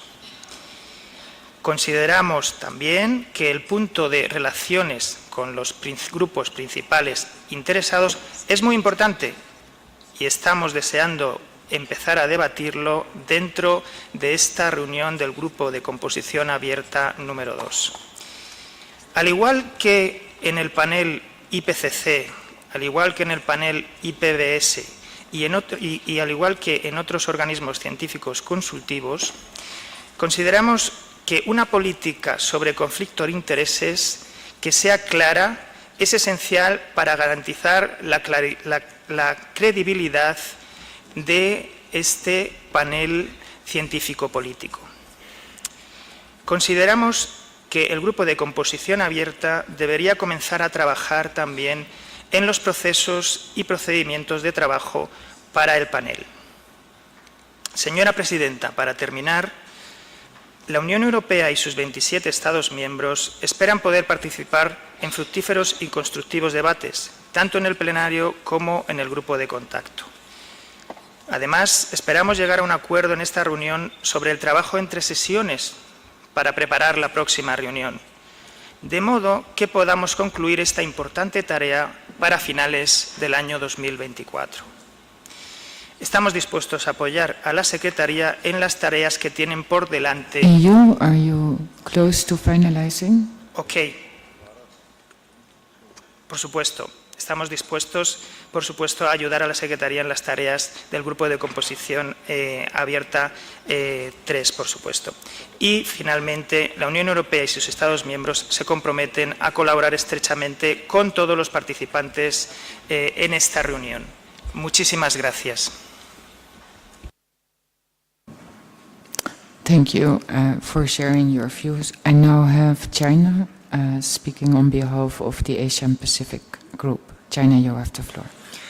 Madam Chair, Excellency, distinguished colleague, I would like to deliver a statement on behalf of the Asia Pacific Group.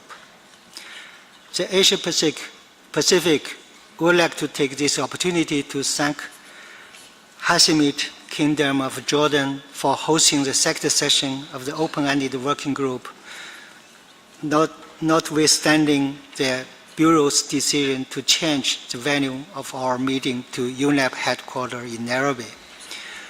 We would like also to extend our thanks to the government and the peoples of Kenya for facilitating the presence of all the participants.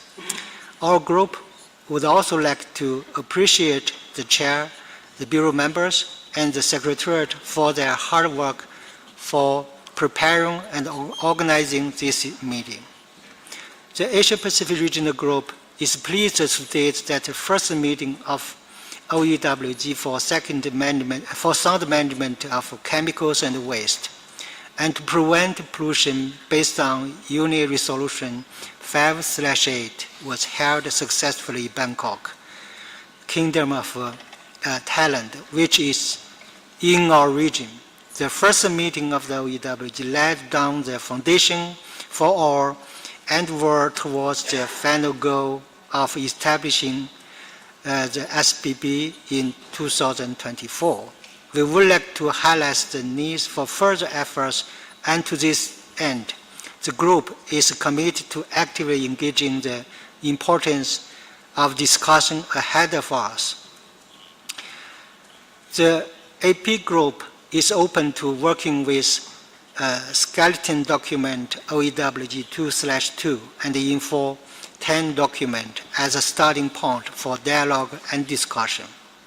We strongly emphasize the need for a broad scope of effectively address the mandate given under Resolution 5/8 and for the operating principle to be rooted in scientific principle. It is crucial to have a clear vision and understanding of the institutional arrangement, and the panel structure should align with its scope and function in order to carry out this work. The governance of the panel is of utmost importance, particularly in terms of providing mandate and prioritizing the work to be carried out. This process should be driven by member states. It is essential that the scope and the rule of SPP remain neutral, transparent, inclusive, and in line with principle of good governance and modality. It should transcend political consideration and the territorial dispute and should not generate any legal implication.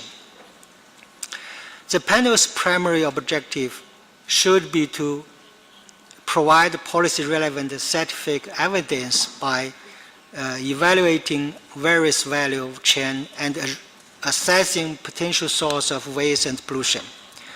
This evaluation should consider global and regional impacts and focus on inclusive science-based solution for the sound management of chemicals and waste and pollution, especially take into account the capacity and the circumstance of developing countries. Additionally, the panel should prioritize improving the availability of scientific data, information, and assessment to address capacity challenges.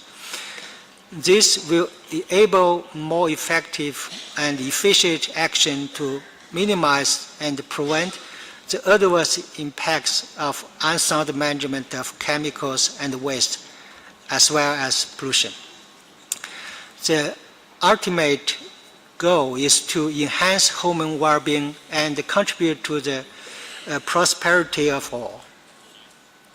The panel should also emphasize the expansion of scientists' capacities across all relevant areas, with a particular focus on regions facing challenge in the field of chemicals, waste, and Are you almost pollution. there? Very soon. Thank you. Moreover, the panel should support and integrated existing intergovernmental settings, multilateral agreement, regional bodies, and the mechanisms related to chemicals, waste, and pollution.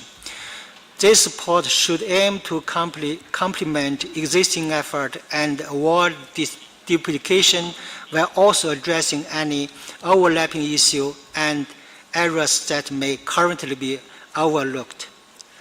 Many countries in Asia-Pacific region are amongst the developing countries and recognize the importance of capacity building, including providing financial resources, technical assistance, and transfer of technology to support these countries in achieving the mandate of Science Policy Panel on Chemical Waste and the Prevention of Pollution. Finally, the Asia-Pacific Regional Group attach paramount importance for attaining the consensus-based decision in the process of negotiation and the meeting of OEWG. In conclusion, our statement, Asia-Pacific Group, reiterated its commitment to proactively engage in the discussion. We have given you 5 minutes. And I'm sorry, I want to be strict and I have to apologize because I actually, it seems that the system on my screen is different from yours. So I would like to apologize to our colleagues from the EU because I saw some movement after I cut you off. But apparently my screen is actually flashing red when you still have 1 minute.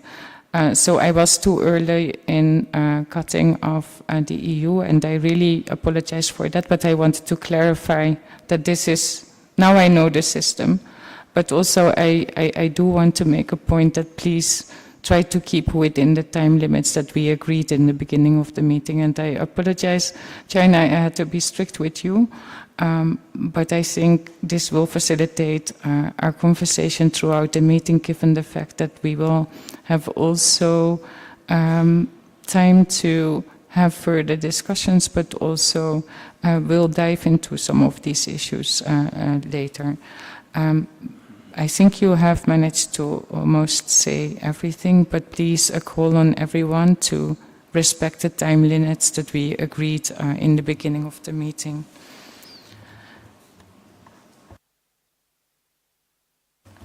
I see that these seems to be the group statements for now, and really thank you all for being able to share with us a couple of important reflections that I'm quite sure that we will be discussing throughout the week.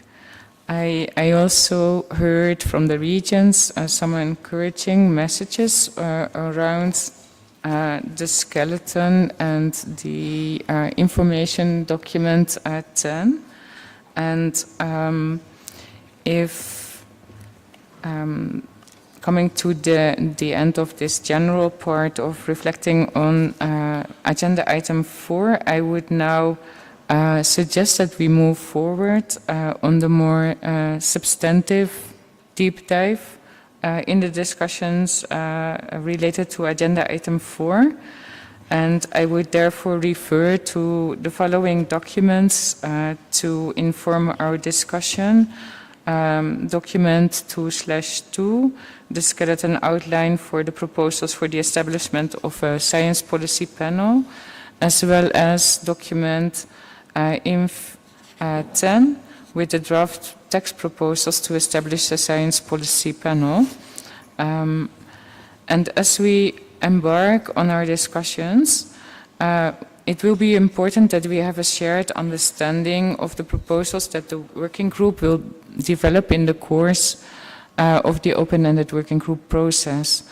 That would be finally submitted as an outcome of the working group for consideration by the intergovernmental meeting that would establish the panel.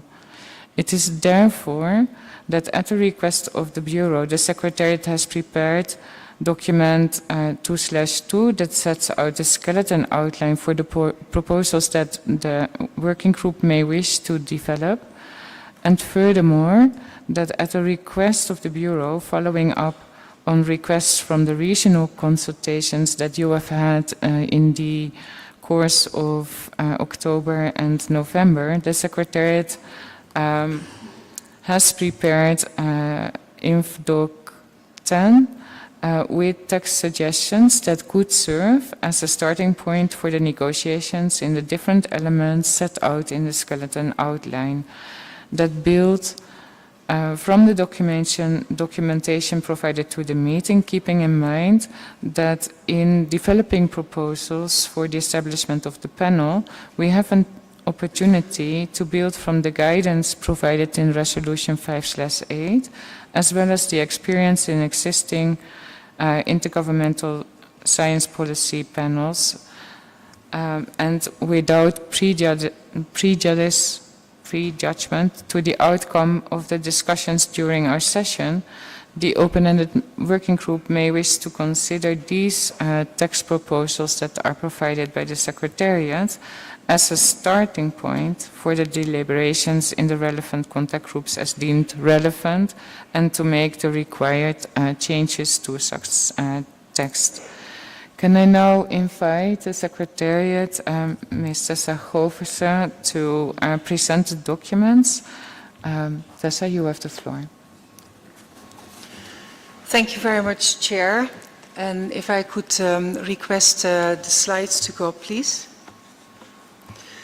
Would like to provide a brief introduction to the skeleton outline for proposals for the panel. The document 2... Sorry, Secretariat, to interrupt you. I have a request by Saudi Arabia. Saudi Arabia, you have the floor. Thank you, Madam Chair. Just a comment, and we seek your clarification. You mentioned in discussing like the way forward now, you mentioned that INF number 10 would be work as a basis of negotiation. I think it is a basis, as the regional statement says, a basis. We accept it as a basis of dialogue discussion, because the open working group is actually will submit a proposal for the INC, and that's where negotiation takes place. Just, I would like a clarification on that, if you don't mind.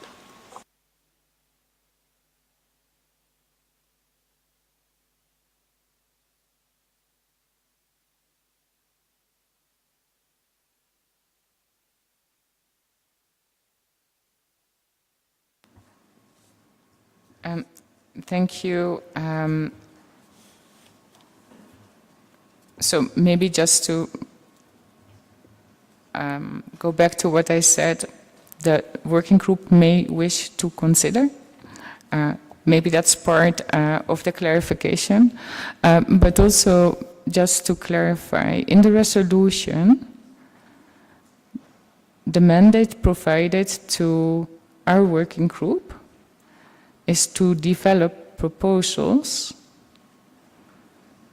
for from the working group for the establishment of a science policy panel that would be considered in the intergovernmental meeting that is mandated to the executive director of UNEP to be organized to establish the panel.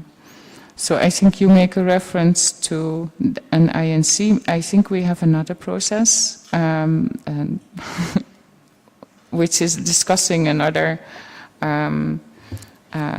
topic related to what we are discussing in the panel. But so I think I would suggest that we let the Secretariat make the presentation, and then we consider how this could be a starting point for the work that you'll be doing in the working group. You want to come back, Saudi Arabia? Yes, thank you, Madam Chair. I think you explained it. We're developing a proposal to be considered, and that clarifies it. Thank you. Thank you for that. Then I turn back to the Secretariat. Maybe you can restart where you began rather than where you left off. Tessa, you have the floor. Thank you very much, Chair, and thank you for providing the opportunity to give the introduction to document 2, the skeleton outline for proposals for the panel.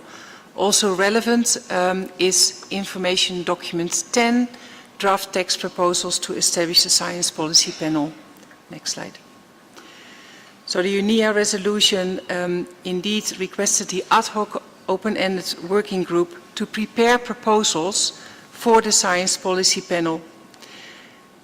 In preparing the documentation, the Secretariat has looked at examples from the existing science policy interfaces, IPCC, IPBES, IRP, GEO, the Montreal Protocol assessments, and others. Secretariat also looked at lessons learned and also at what would be relevant for the consideration of the open-ended working group in considering proposals for the establishment of a science policy panel on chemicals, waste, and the prevention of pollution. Next slide.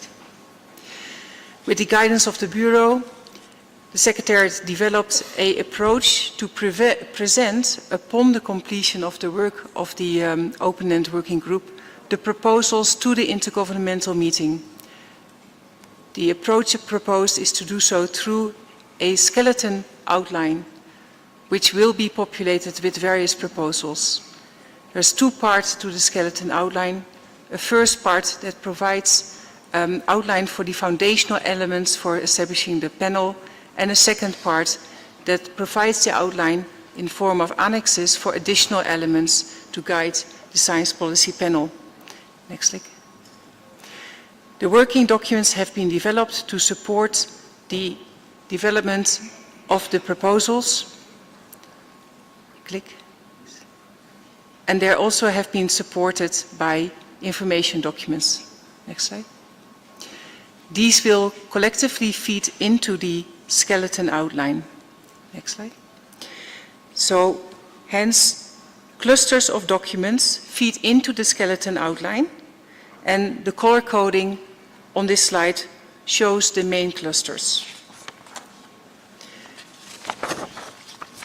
As the Chair explained in the introduction, the Secretariat was then requested to come up with a suggested proposal for text to establish a science policy panel to populate potentially this outline. You see the outline of the suggested text for proposals to establish a science policy panel, information document 10, screened in the green box. Again, the color coding show the linkages to the skeleton outline that was developed and presented early on in document 2. Next slide. I would like to point to a few differences between the skeleton outline that you have in front of you in document 2 and in the further developed information document 10.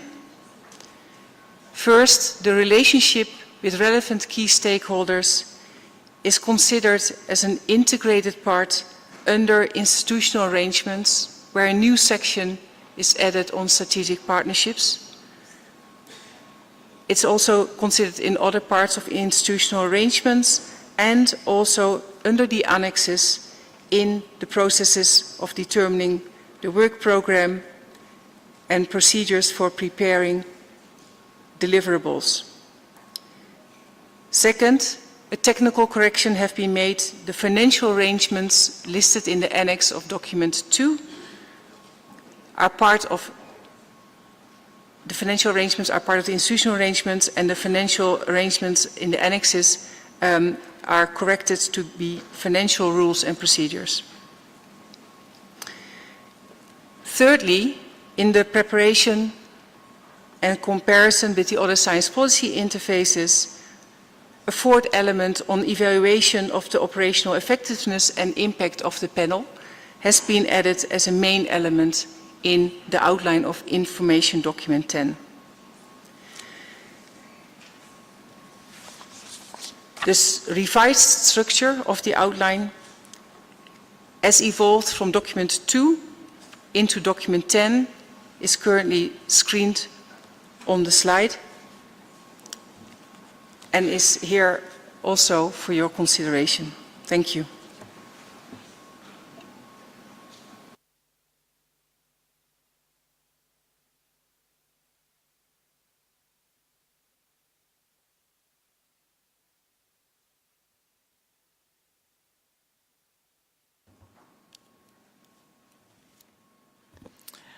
Thank you, Secretariat. I was so surprised that the Secretariat followed my instructions to be quite brief in their presentation that I just had to confirm whether this would be it for the discussion on the skeleton outline and Information Document 10. As you have heard, it might also from my introduction, it might be useful for us to consider whether we can, use the skeleton outline as a basis for our understanding what it is that we need to deliver in terms of proposals that will be then submitted for consideration to the intergovernmental meeting. And also, given the fact that we had requested the Secretariat to provide text suggestions that could be considered by the working group as a starting point for their work, I would like to open the floor for your reflections on the skeleton outline as well as on the Information Document 10. I think including its annexes. So the floor is open for your consideration. You have the floor. I first give the floor to the EU, and I now know how the system works. EU, you have the floor. Muchas gracias, señora presidenta. En cualquier caso, seremos breves. Nos gustaría dar las gracias a la Secretaría por la propuesta de esqueleto o esbozo presentada en el documento 2/2 y las propuestas concretas de texto contenidas en el documento informativo 10. Es de suma importancia contar con una estructura clara y centrada que se rellene con contenido relevante. Estamos dispuestos a trabajar con este esqueleto y a partir del mismo expresar algunas preferencias sobre las partes del esqueleto que deberían decidirse ya en la reunión intergubernamental y las que podrían establecerse cuando el panel comience su trabajo. Nada más. Muchas gracias.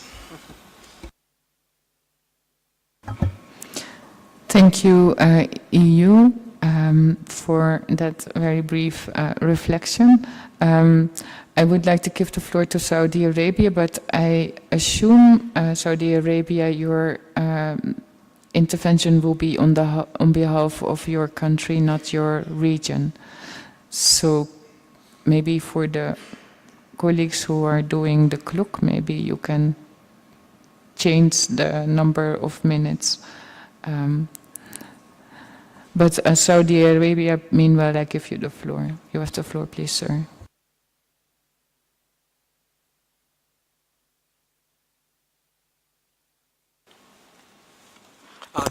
Thank you, Madam Chair. If the Secretariat could go back to the last slide, the one we have here online is not updated. We as Kingdom of Saudi Arabia, have no problem with working with this document. However, this a little bit updated on the document, especially when it comes to the last slide. We've seen an added element regarding to the evaluation and performance. We would like that item to be, yes, here. Let me put my glasses. Evaluation of the operational effectiveness and impact of the panel. We would like that item D to be included as annex because it is actually evaluation of the current activities and processes that the panel is engaged in. Yet we have no idea of these. It is at early stage, so we would like this to be added into annex for the panel to decide once they have the structure and operation already defined. Thank you. Thank you, Saudi Arabia, also for that very concrete suggestion. Any other reflections on the skeleton outline and the information document?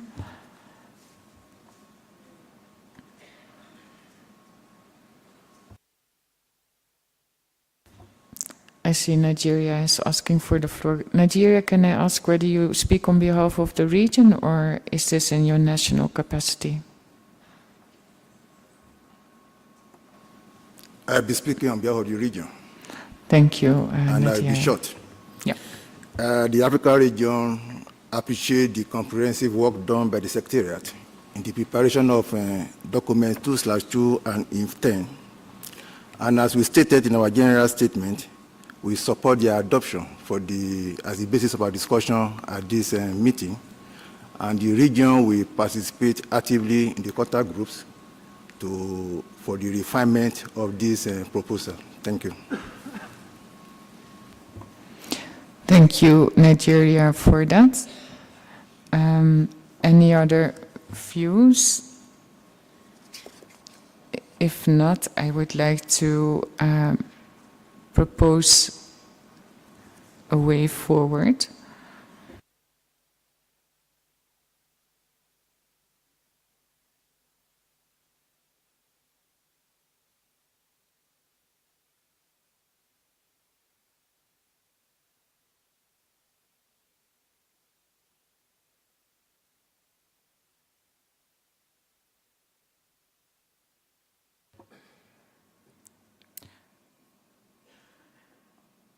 Thank you.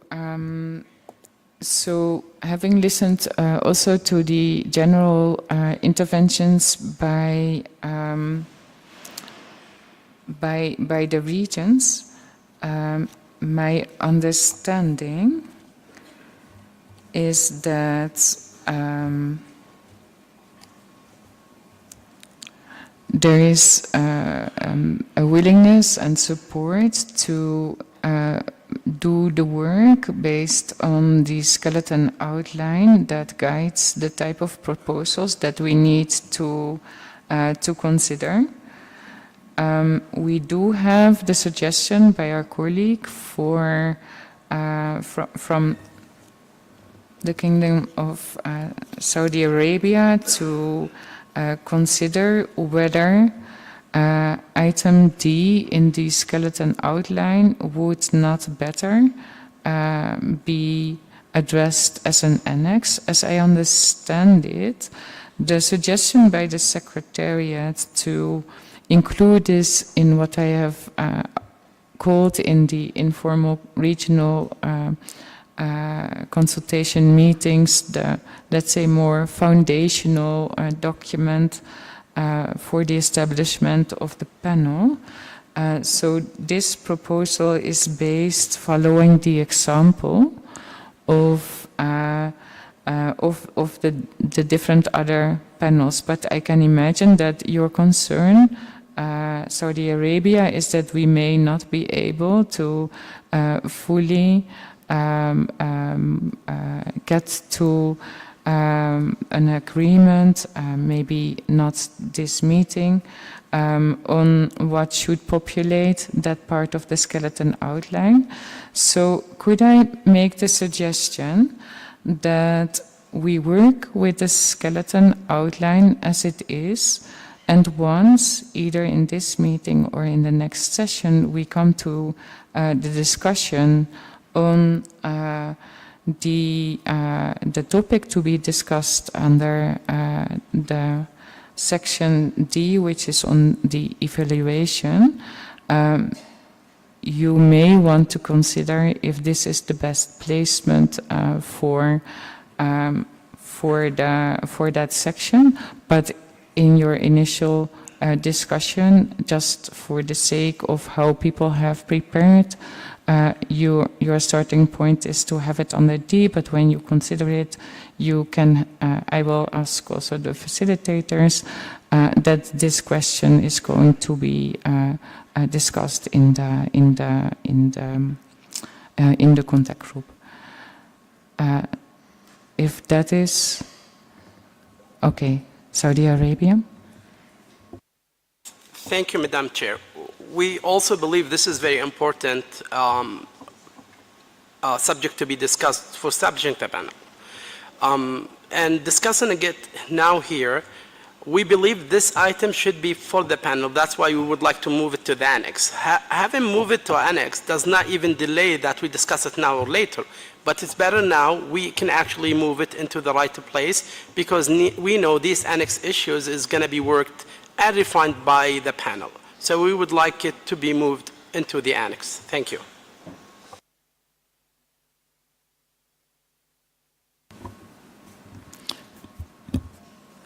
Thank you, Saudi Arabia. So having heard the proposal by Saudi Arabia, is there any objection to follow that suggestion? If that is not the case, I would suggest that we follow the suggestion by Saudi Arabia and that we address this issue as an annex to be further considered by the panel. So can I take it that the open-ended working group agrees on the basis of the skeleton outline as we have just modified following the proposal by Saudi Arabia?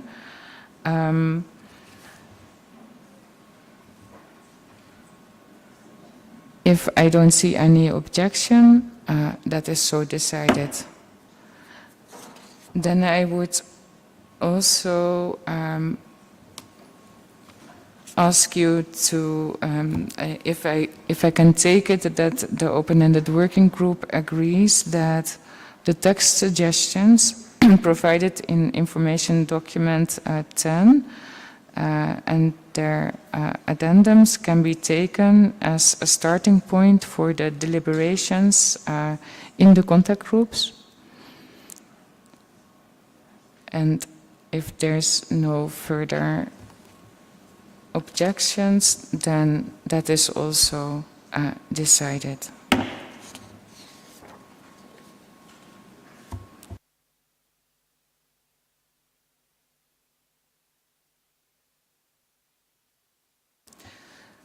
So let me now turn to agenda item, or we continue with agenda item 4, but now let me turn to the documents 2/3 on scope and objective, functions and operating principles. Document 2/6 and it's section 5, procedures for addressing potential conflicts of interest. And document INF 10, draft text proposals to establish a panel including its add 1, proposal for conflict of interest policy for the science policy panel and related information documents. As you may recall, during our resumed first session, substantive deliberations of the open-ended working group focused on the scope and functions of the panel. And that related to this discussion, several issues would be taken up as appropriate in the documents to be developed for this session, including on the issue of conflict of interest, as was reported from the resumed session. And I would like to now invite the Secretariat to provide a brief overview of the relevant documents. Tessa, you have the floor again. Thank you very much, Chair.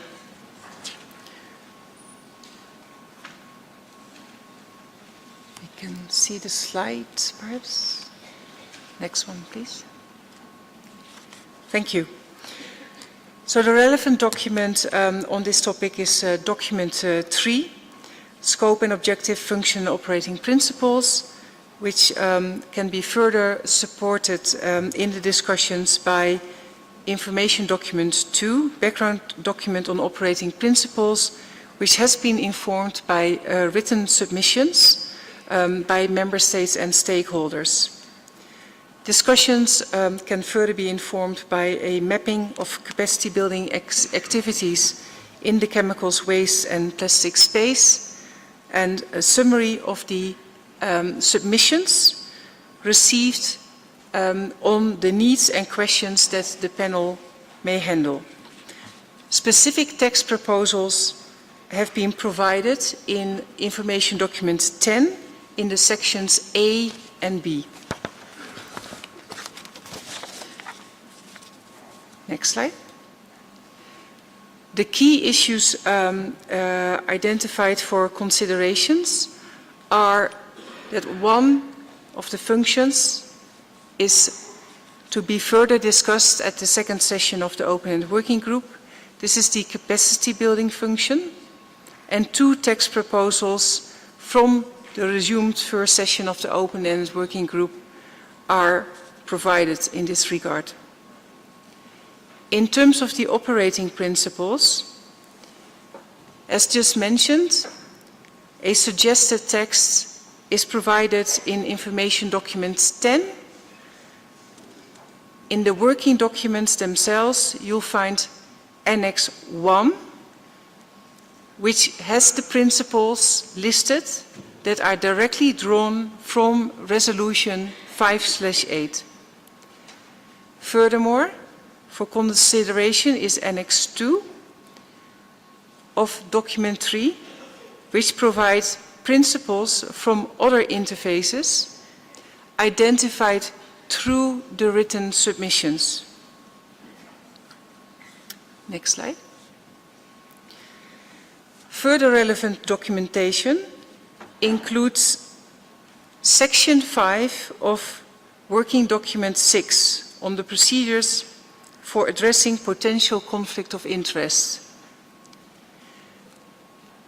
Further supported by an information document, document 8, which is a background document on procedures for addressing potential conflicts of interest, and the addendum to information document 10, which provide a proposal for a conflict of interest policy for the science policy panel.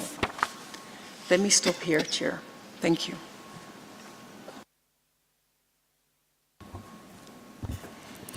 Thank you, Tessa, again for that very comprehensive but succinct briefing. But in the understanding that delegations have had also time to reflect upon the relevant documents, I would like to open the floor now to seek your views and then propose a way forward.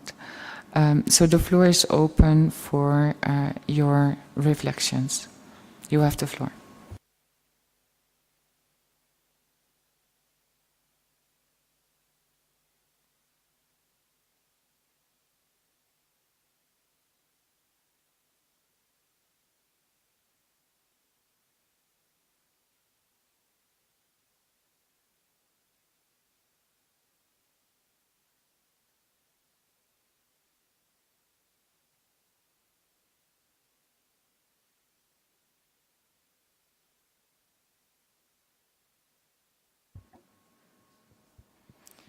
It seems that member states have decided that most of the views have been expressed through their general statements,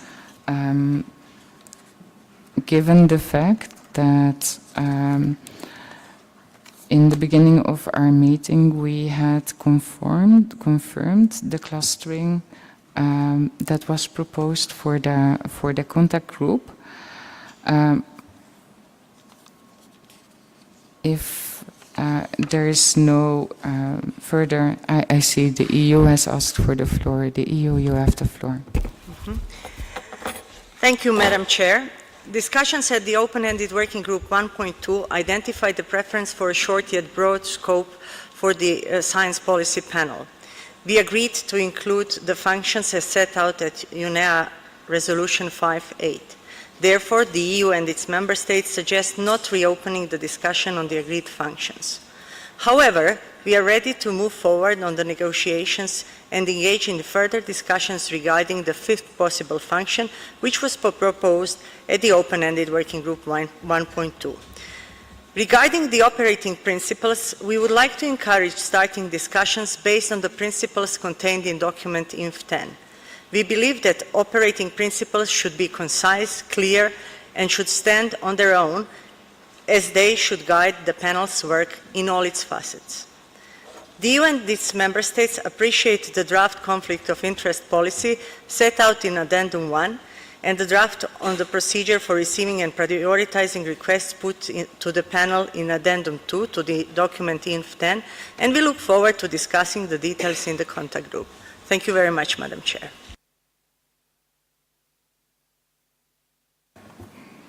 Thank you for that, EU. I still don't see any further reflections from the floor. And as I indicated, also listening to the reflections from the regional groups concerning some of the topics that have been introduced, and I see the farmers group wanted to ask for the floor. So what I do is I do a final call for member states to who might want to have a reflection on this issue.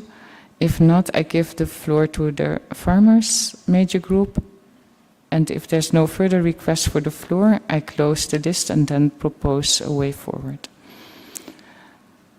So I don't see any further requests for the floor. The list is now closed. Ooh, just in time. Children and youth, you're added, but now I really close the list. So on scope, functions, operating principles, and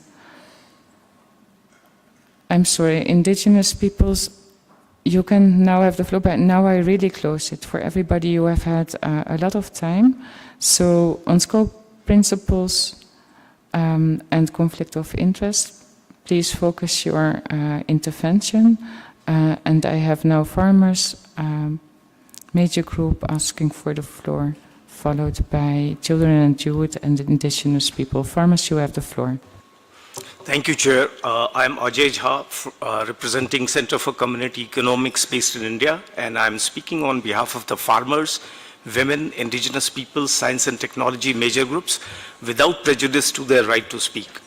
Our comments are as followed. On the scope, objectives, and function, the scope needs to be broad, expansive, and inclusive, as the panel will be required to deal with thousands of chemicals, including the highly hazardous pesticides, resulting into 220,000 deaths every year, and 95% of the accidental poisoning are centered in the global south. Less than 4% of all pesticides used globally are regulated by binding international conventions, and less than 35% developing countries have regulations in place. From the INF document 10, it's not clear whether the research undertaken by the SSP is based on the primary data or the peer-reviewed research, as in the case of the IPCC. On capacity building, it's not clear who are we talking about as recipient of the capacity building. Also, it looks like capacity building is envisioned as a linear one-way exercise. We suggest that the panel also needs to understand the challenges and issues faced by the farmers, IPs, women, grassroots communities, and the scientific and technology communities and their perspectives on the solution.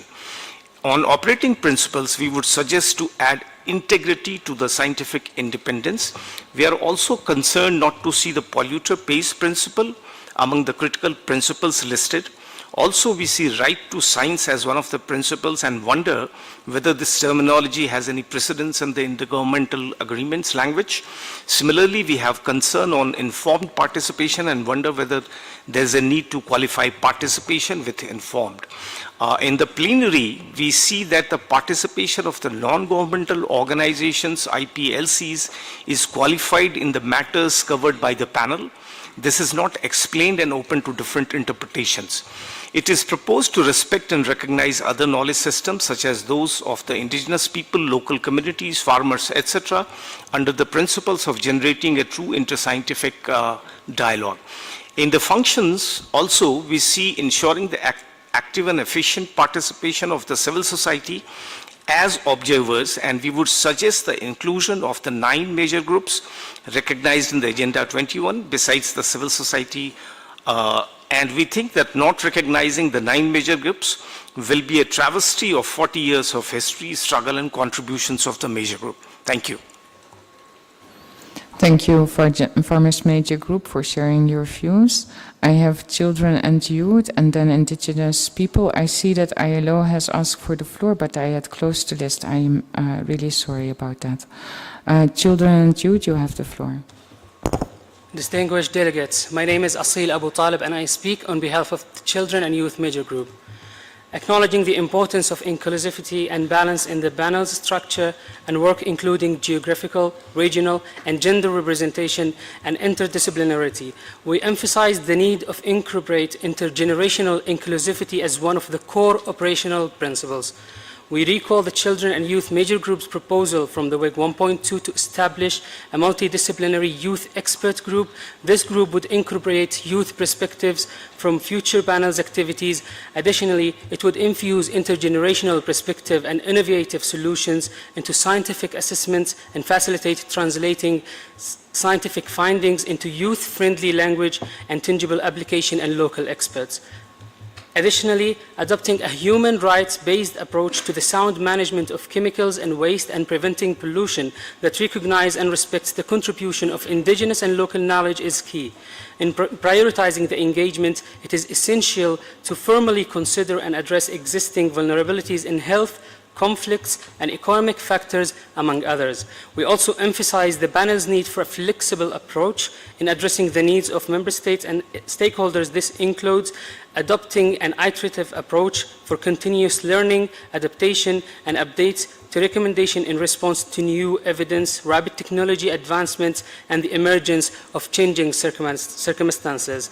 As we advocate for the inclusion of right holders and merit-based groups, including major groups, specialized agencies and networks, individual scientists, among others, let's innovation guide us, science be our ally, and multilateralism be our vehicle toward a future free from threats posed by chemicals, waste, and pollution to people and the environment. Thank you for the floor.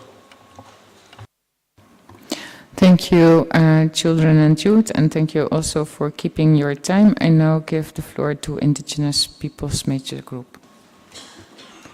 Thank you, Madam Chair and colleagues, for this opportunity to make a statement. My name is Ruth Spencer. I'm a local community representative from Antigua and Barbuda, and my organization is the MEPA Trust. Effective stakeholder engagement is fundamental, and as Sheila said this morning, to ensure that we do it right. As we in the Caribbean region have been implementing the principles of the Escazú Agreement, which is the daughter of the Hasawas Convention for Europe, this is our first international human rights agreement and was adopted in 2018. We have been able to bring new voices into decision-making processes. Access rights have been improved, more timely access to information and documents, and communicated in a language that we can understand. So we can dialogue, we can get understandings for public education and awareness, and we are pushing for more localized consultative processes on chemicals, waste, and pollution. Our relationship is not just with CSOs. We are reaching out to build partnerships, collaborations with governments, And we have done it with the government of Grenada, St. Lucia, and Dominica. And going forward, we'll be reaching out to other countries. We need a process where the respect for the ideas and solutions from vulnerable groups, women, children, youth, they are all respected and given a voice. Diversity and inclusion brings different knowledge and skill sets and contributes to new and varied kinds of capacity building that the SPP will benefit from, especially local knowledge and best practices that are working. This will also provide data that can now go into our national reporting processes for the convention processes. Thank you very much. Thank you very much, Indigenous Peoples Major Group. I had closed the list, so I will use the remainder of the time to propose a way forward before we close this part of our plenary session.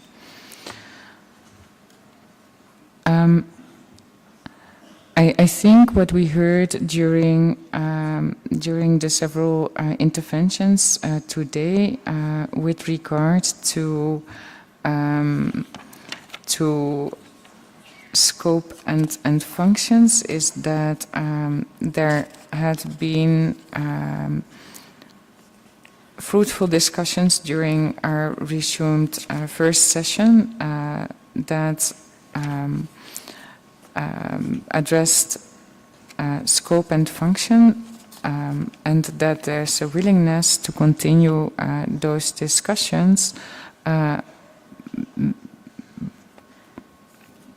but having also a need to further have discussions on operating principles and to build upon what has been proposed on capacity building during this meeting.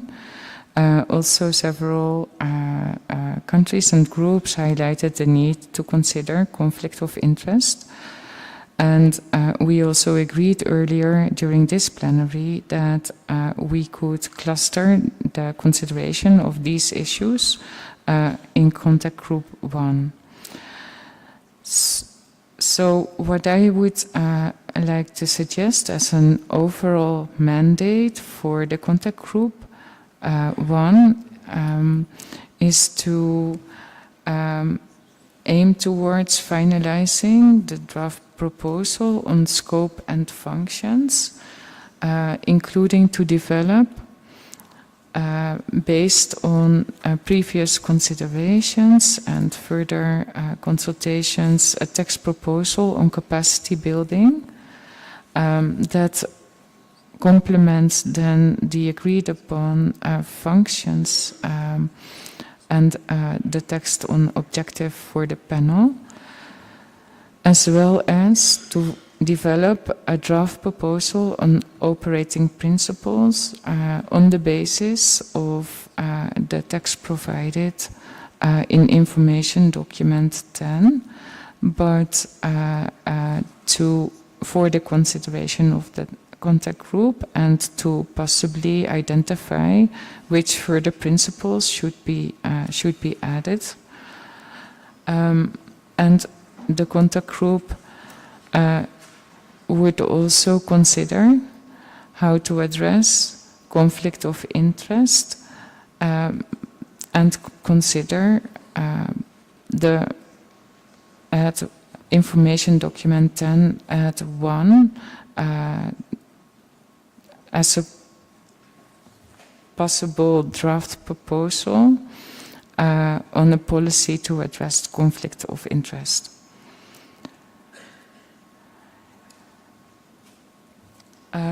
And I would suggest that we would appoint Ms. Itsuki Kuroda of Japan and Mr. Sam Adu Kumi of Ghana to be serving as co-facilitators of this contact group. If there's no objections, this is so decided. And I would suggest that the contact group would meet, commence its work today in the evening, addressing in its first session of 1.5 hours operating principles, and in its second session how to address conflict of interest.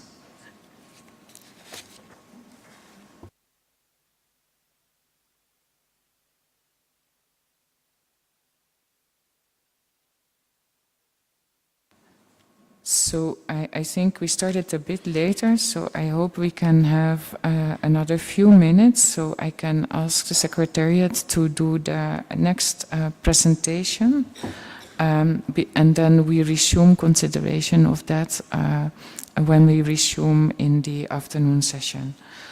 So now let us move to the next substantive item, related to institutional arrangement. We have in front of us document /4 on institutional arrangement and rules of procedure for the sessions of the plenary, and document /5 relationship with relevant key stakeholders and the related information documents.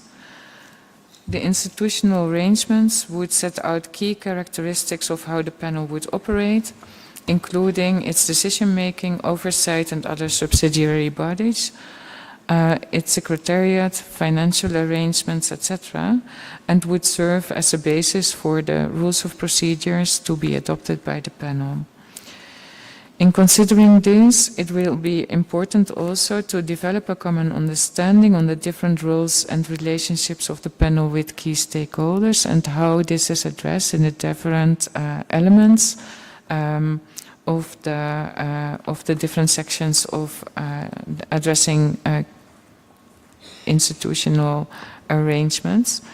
Can I ask the Secretariat to provide a brief overview of these documents? Tessa, you have the floor. Thank you very much, Chair. With regards to the institutional arrangements, the specific topic of working document 4 is the institutional arrangements, and as earlier mentioned, the relationship with relevant key stakeholders is also relevant to the institutional arrangement.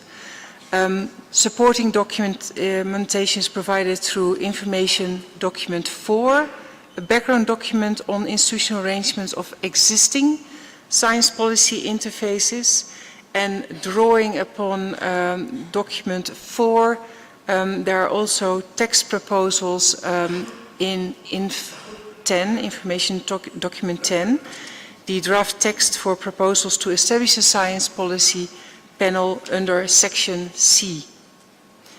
Next slide. So key considerations for the discussion on the institutional arrangements are indeed the specific elements in the institutional arrangements that are required and found in all the science policy interfaces that also have been reviewed. A decision-making body, often referred to as the plenary, the need for an oversight body, often referred to as a bureau, a proposal for an interdisciplinary expert committee to provide scientific advice, and consideration of other subsidiary bodies and committees.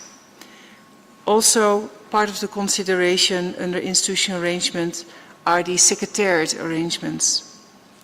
And in terms of the relationship with relevant key stakeholders, the description of key stakeholders could be considered in the context of the institutional arrangements and the role that stakeholders play within these various bodies, as well as a consideration of the approach towards establishing the relationship with key stakeholders, be it formal or informal. Next slide.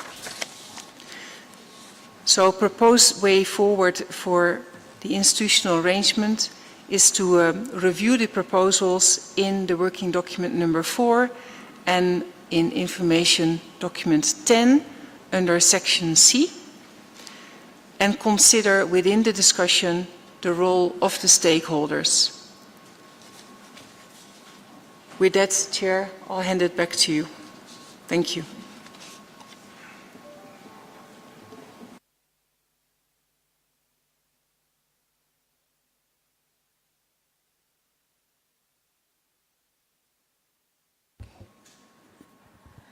Thank you, Tessa.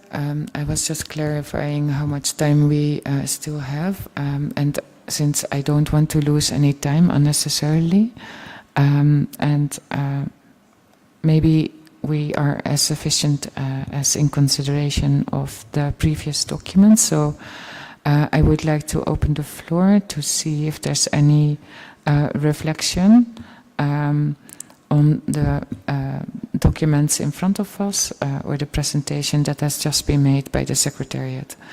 So the floor is yours.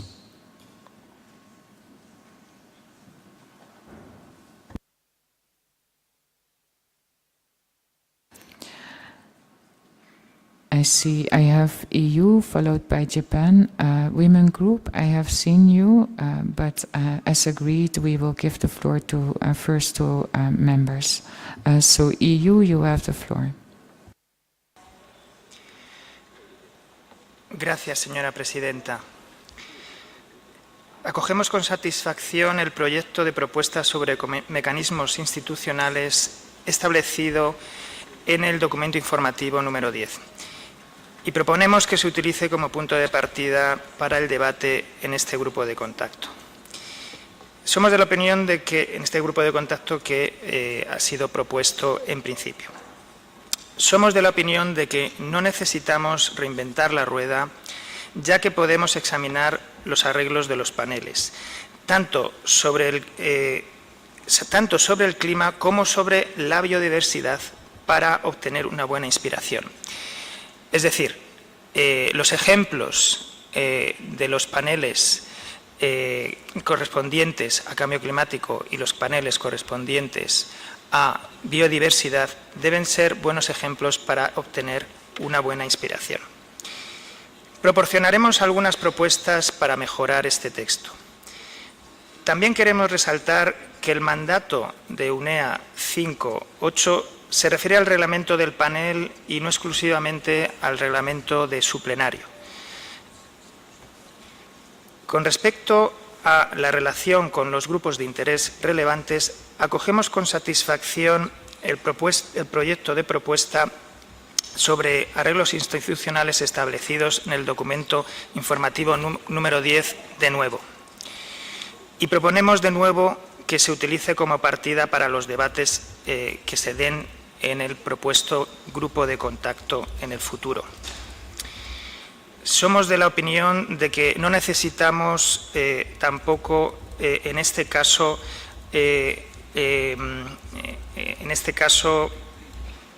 más que establecer posiciones, establecer propuestas para mejorar este texto. Y entonces estamos abiertos a abordar también este tema en el propuesto grupo de contacto. Thank you.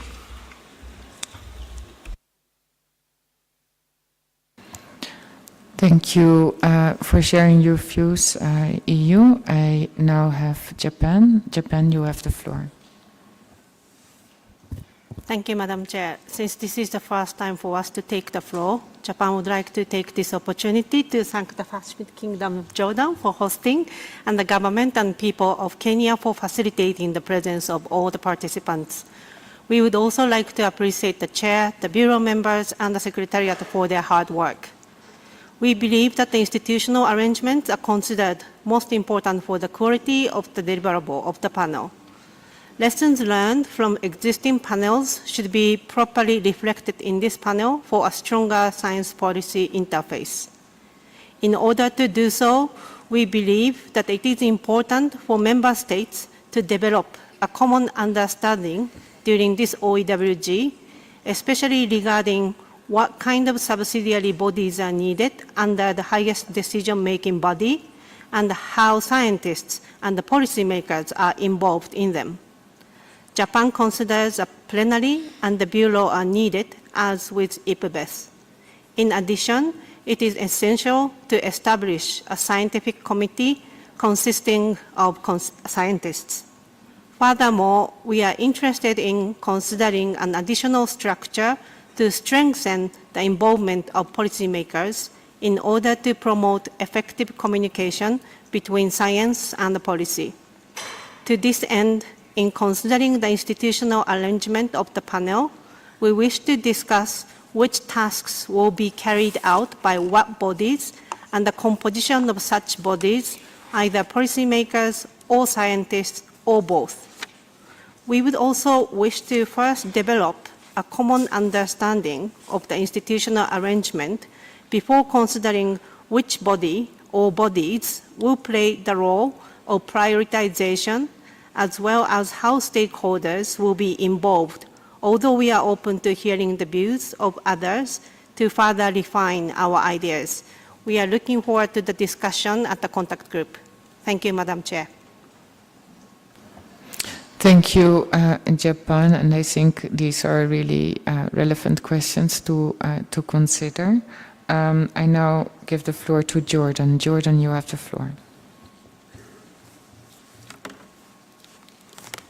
شكرا السيدة الرئيسة، وإننا نعير أيضا اهتماما كبيرا للترتيبات المؤسسية لهذا النهج، لأننا نعتقد أن الترتيبات المؤسسية التي ستفضي إلى آلية علمية مهمة. وأود أن أشير هنا إلى مداخلة الاتحاد الأوروبي أن هناك أمثلة كثيرة أمامنا كالجسم العلمي ضمن اتفاقية الإطارية للتغير المناخي، إضافة إلى أيضا الجسم العلمي لدى اتفاقية التنوع الحيوي، ولدينا أيضا آلية علمية ضمن اتفاقية ستوكهولم التي يجب ألا ننساها. وأنني إذ عملت بهذه اللجنة لسنوات طويلة مع زملاء آخرين من مختلف دول العالم، وأن هذه الآلية هي آلية علمية جيدة يمكن أيضا الاستفادة من الهيكل. لا نصر أن يكون هناك نسخ لهذه الآليات بشكل كلي، ولكن نستطيع أن نأخذ منها العبرة والخبرة، في حين لدينا أيضا خبرات تراكمية طويلة. ولا يسعني أن أشير هنا إلى ضرورة أن نستفيد من الخبرات التراكمية الإقليمية من خلال المراكز الإقليمية المنتشرة في جميع أنحاء العالم، سواء كان لبرنامج الأمم المتحدة للبيئة أو منظمة الصحة العالمية أو منظمة الأغذية والزراعة، أو ربما أن يكون هناك مراكز جديدة أيضا نستطيع أن نستقي منها معلومات موثقة وفقا لترتيبات مؤسسية معينة يستطيع النهج أن يبديها. منفتحون أن يكون لدينا جهة مستقلة علمية لا يشوبها أي شائبة، إضافة إلى ترتيبات أخرى موازية لصناع القرار. أي يجب عدم الخلط بين الترتيبات العلمية وصناعة القرار، وأن يكون هناك آلية معينة للاستفادة من مخرجات اللجنة العلمية ضمن صناع القرار. شكرا السيدة الرئيسة.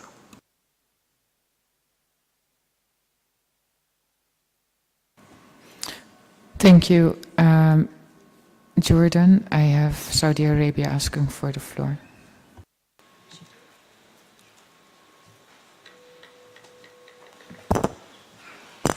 Thank you, Madam Chair. An institutional arrangement is very important for the scientific panel to have all the subsidiary bodies that required to carry its function.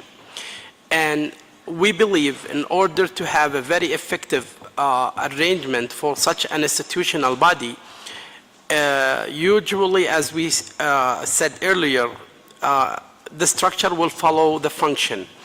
And as we make more progress in contact group 1, discussing the function, the scope, and what's the operationalization model that we're looking for, we will have more clarity on how the institutional arrangement would take place, what different expert group, bodies, interaction with the stakeholders, industry, and how this actually governance will take place, which is I echo my respected colleague from Japan as she indicated and elaborated more into that issue. In addition, I think as we're running those two contact group in parallel, more of iterative work done between the two groups will help us to shape and fully understand how the institutional arrangement will take place. And once these institutional arrangements taken place, we could even go and fully understand the interaction model between different subsidiary bodies or stakeholders and industry. Thank you, Madam Chair. Thank you. I have women major group on my list. If there's no further member states asking for the floor, I suggest that we take that intervention and then I make quickly a suggested way forward. And one NGO and... Oh, sorry. I think... Okay. It seems that interpretation time is very short. I take women major group and then we close, and when we resume I will have no, damn. Sorry. I have Switzerland. So apologies, women major group. I have Switzerland, and then I have women major group, NGO 179, NGO 175, but you will be allowed to speak when we resume. I have now Switzerland, and then I would like to adjourn this session. Switzerland, you have the floor. Thank you, Madam Chair, for giving me the floor. The panel will provide scientific consensus around crucial policy questions. In order to achieve that, an independent intergovernmental panel can do that. The work of the panel needs to be transparent and impartial, as mentioned by the UNEA Resolution 5/8 that we have adopted. The structure needs to ensure that and should separate the policy from the science, but allow to bridge the two. We would like to work with INF10, and we believe it is important to consider in particular examples from the IPCC and IPBES and the lessons learned, as also pointed out by other interventions. We will look forward to working in a contact group. We also believe that this discussion is in fact influenced by the discussion on the conflict of interest policy, a crucial discussion that also will take place in the other contact group, and we therefore also support your proposal that there is exchange and iterations between the work of the different contact groups in order to ensure those links. Thank you very much. Thank you, Switzerland. And you just left me the time to adjourn our session for this morning and to announce that we get back to plenary at 3 o'clock. Have a good lunch and see you later this afternoon. Thank you.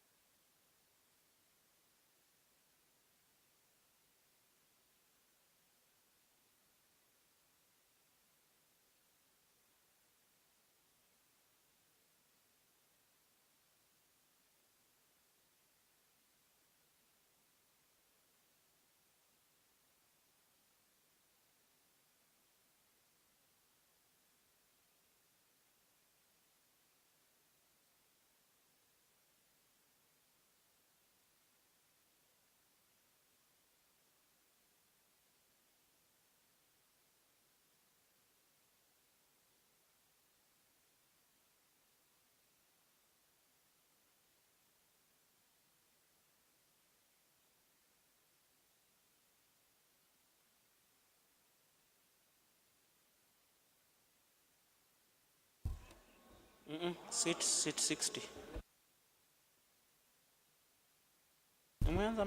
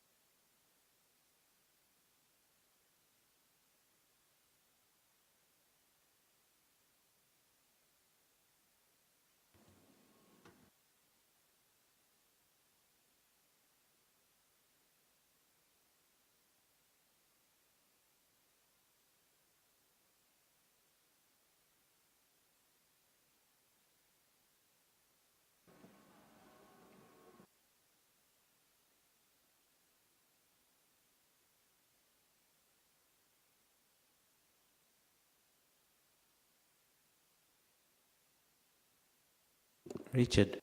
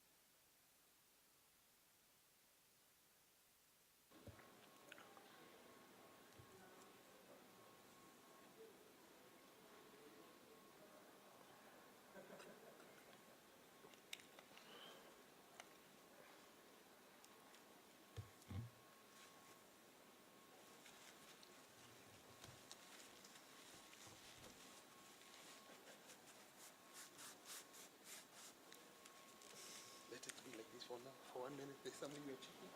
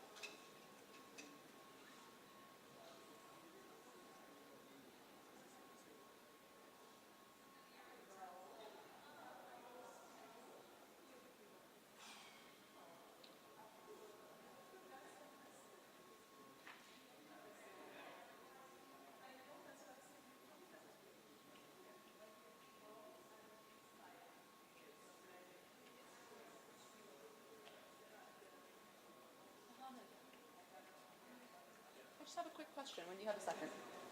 Take your time.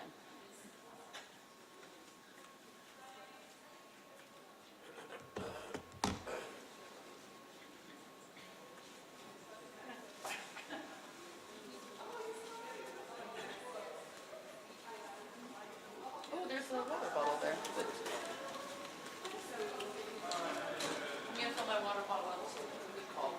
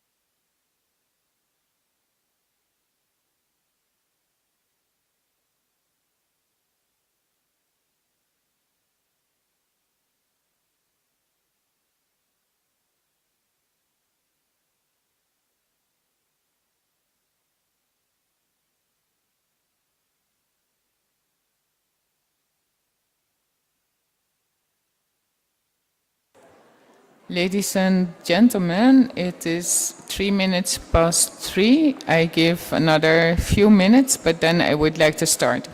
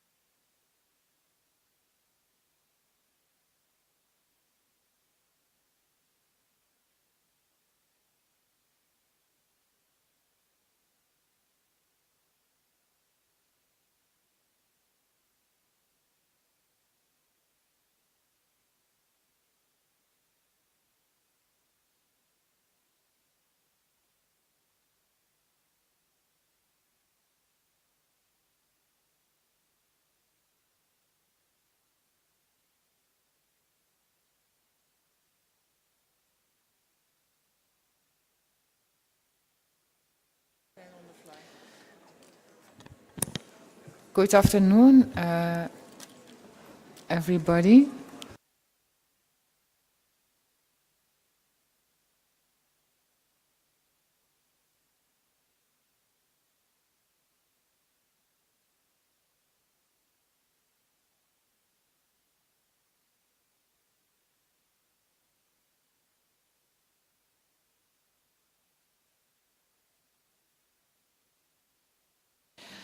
So,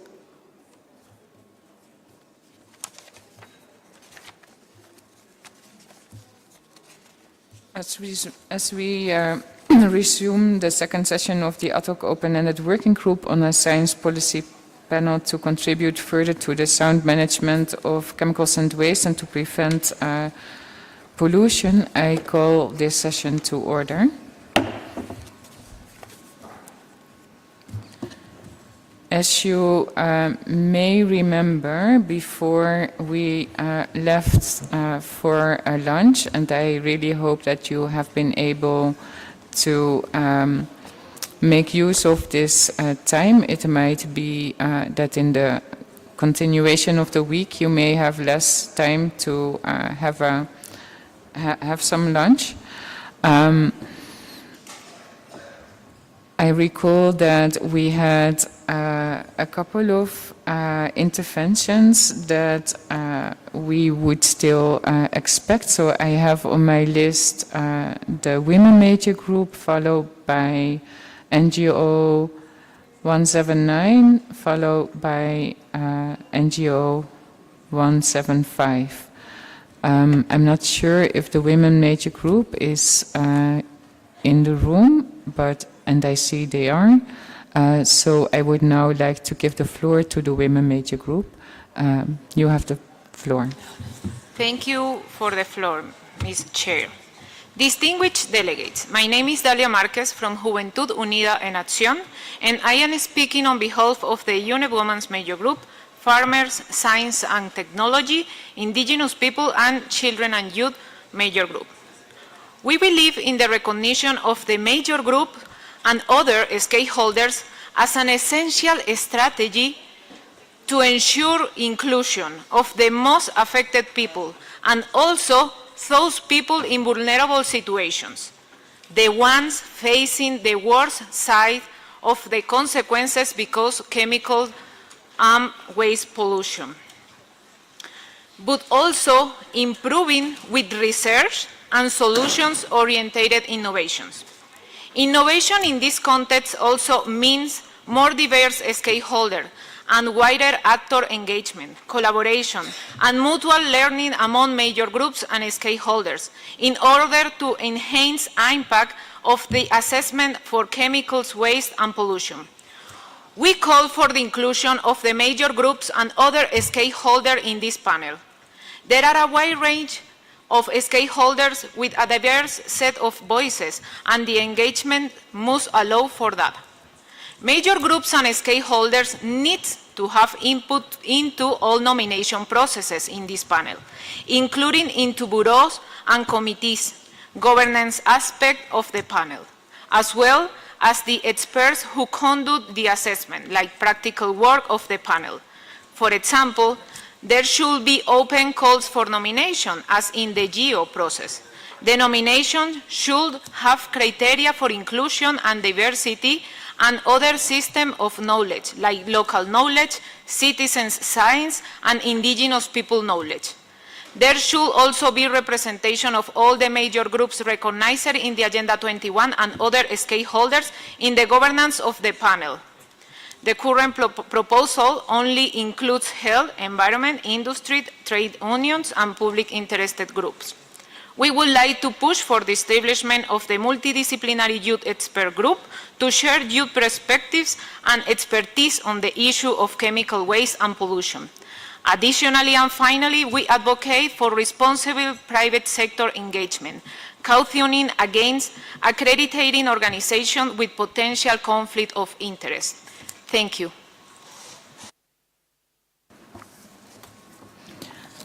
Thank you, Women Major Group for sharing your views and highlighting some considerations that could be taken into account.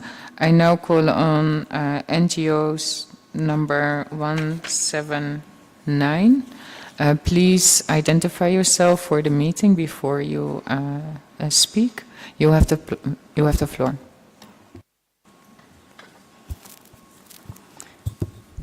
Thank you, Madam Chair, for giving me the floor.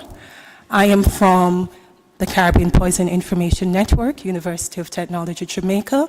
I'm Sharika Whitelop Balancing, and I'm speaking on behalf of IPEN, an international network of over 600 civil society organizations from 127 countries. Access to a clean, healthy, and sustainable environment, including a safe and healthy working environment, is a universal human right, as are the science-based policies to protect the human rights of individuals and communities exposed to hazardous substances. We thank the Secretariat for providing several useful documents for this OEWG and look forward to participating effectively in this week's discussions.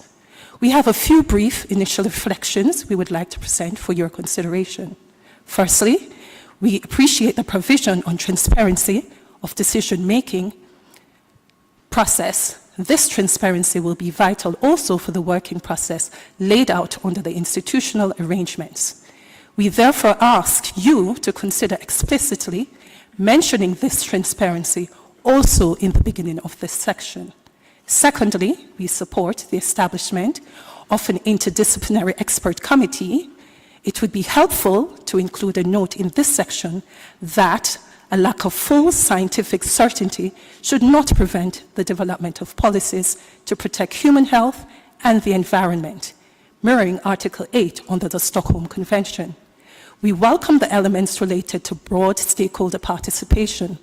Participation should be inclusive and interdisciplinary to ensure a wide range of expert voices are heard.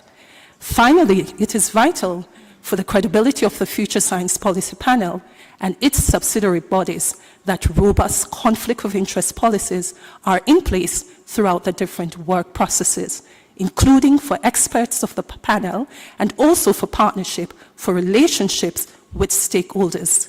Its work and decision-making process must be transparent and impartial. Thank you, Madam Chair.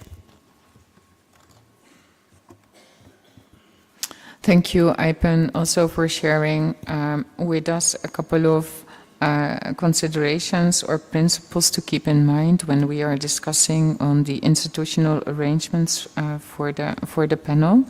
I now have on my list NGO number 175, and similarly, if you are in the room, please identify yourself.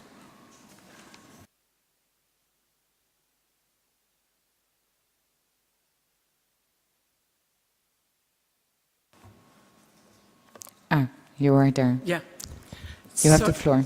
Sorry, Madam Chair. Thank you, Madam Chair. Good afternoon, delegates. My name is Jill Hanna, and I am representing the Global Alliance on Health and Pollution, an NGO accredited to UNEP, which works with through international and national level agencies committed to a collaborative multi-sectoral approach to address the global pollution crisis and its health and economic impacts. GAP undertakes advocacy, research, and projects to identify actions developing countries can take. We were a leading force in the 2017 Lancet Commission report on pollution and health and its update from 2019. This morning, I was very encouraged to hear from a lot of countries that they supported models from IPBES and IPCC in the way the elements of this panel would work. However, I think we need to remember that the Secretariat's proposal also drew on the governance model of the strategic approach to international chemicals management, which is now the global framework on chemicals. This is a very important step forward in that it uses the presence of major groups, stakeholders, NGOs in the wider sense, as part of the fundamentals of the arrangement. And for us, that is a very welcome proposal. I would just note in closing that in the papers of the Secretariat, two slightly different models are given. One in the paper Inf 10 in a footnote 6, and the other in the institutional relations document in the relevant paragraph. And I hope that the Secretariat will enlighten us at the appropriate place as to which was meant. Thank you very much.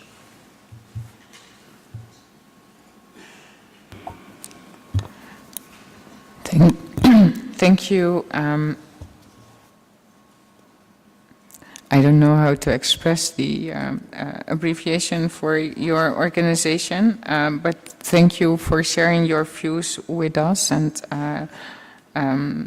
encouraging to build upon existing models, and also highlighting that there might be, in the ensuing discussion, need for some clarifications by the Secretariat. On this last point, I just want to note that indeed the Secretariat, as we discussed, would be at the availability for the contact group in case if any clarification would need to be made in the ensuing discussions. This finalizes the list of speakers that we have in addressing institutional arrangement and the relationship with relevant key stakeholders. And keeping in mind the views expressed, as well as the agreement that the proposed clustering for our work in contact groups, could I make the following suggestion, also keeping in mind some of the comments that were raised during the discussion on the skeleton outline, noting that we may have not included all elements that were on the table in all the contact groups. Could I suggest that could I take it that the open-ended working group could agree to establish contact group 2 with a view to develop proposals on institutional arrangement, keeping in mind the document on the relationship with relevant key stakeholders, also keeping in mind the agreement to start or to use information document 10 as a starting point for the considerations, and as well to address section D on evaluation, to consider that, including whether finally this needs to be addressed as an annex, as suggested by our colleague from Saudi Arabia.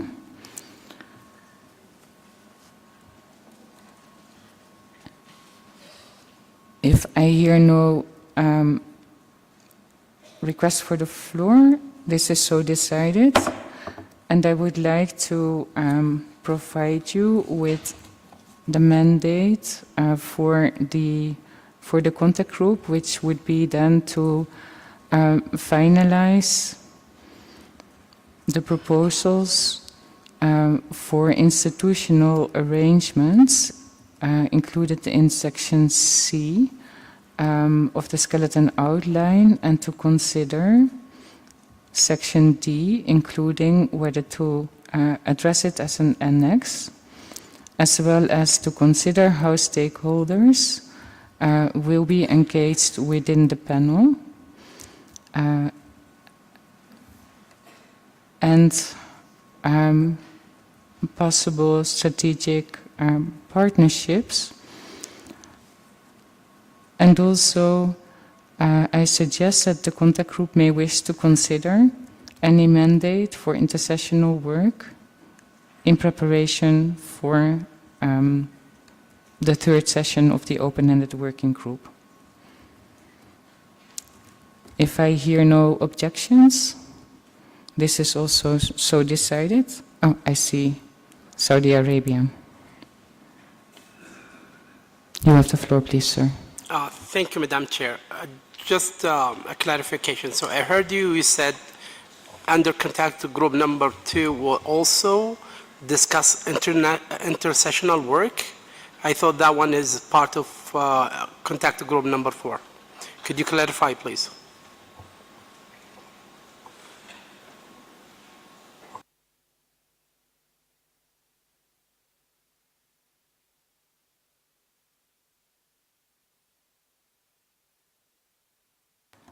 Yeah, sorry, maybe this was an anticipation on some requests that had been made earlier, but maybe we should, so the idea, as I understood, would be that the contact groups that are discussing on content could consider, or are maybe in the best position to consider what requests for further information to make to the Secretariat, and that could then be carried over for further discussing on how to organize the intersessional work when we establish contact group 4 on the budget and the intersessional work. So that was the thinking. If this is acceptable, Saudi Arabia. Thank you, Madam Chair. And we understand we're trying to maximize, but however, for contact group number 2, the amount of work for institutional arrangement is actually a bigger task. I'm even afraid if we can even finish it before even this meeting this week take place. So I'd rather we prefer the intersessional work as we stick to the agenda for contact number 4, please. Thank you, Saudi Arabia. So I take this back, this proposal, and let's consider how to deal with intersessional work when we get to agenda item 5. Thank you. So then I go back to the proposed mandate with the proposed amendment as just made by Saudi Arabia, and I look at the room to see whether this is a mandate that we can work on. And if there's no request for the floor, it is so decided.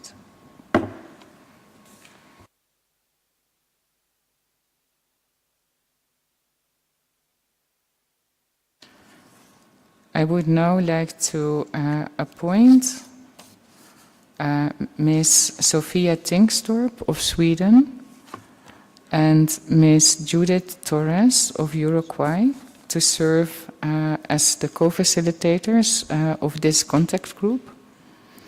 And since it seems that we are going quite quickly through the meeting today, I would like to suggest that when we are getting to the end of the plenary, we come back to you with the proposed scheduling for the work in the contact group for today.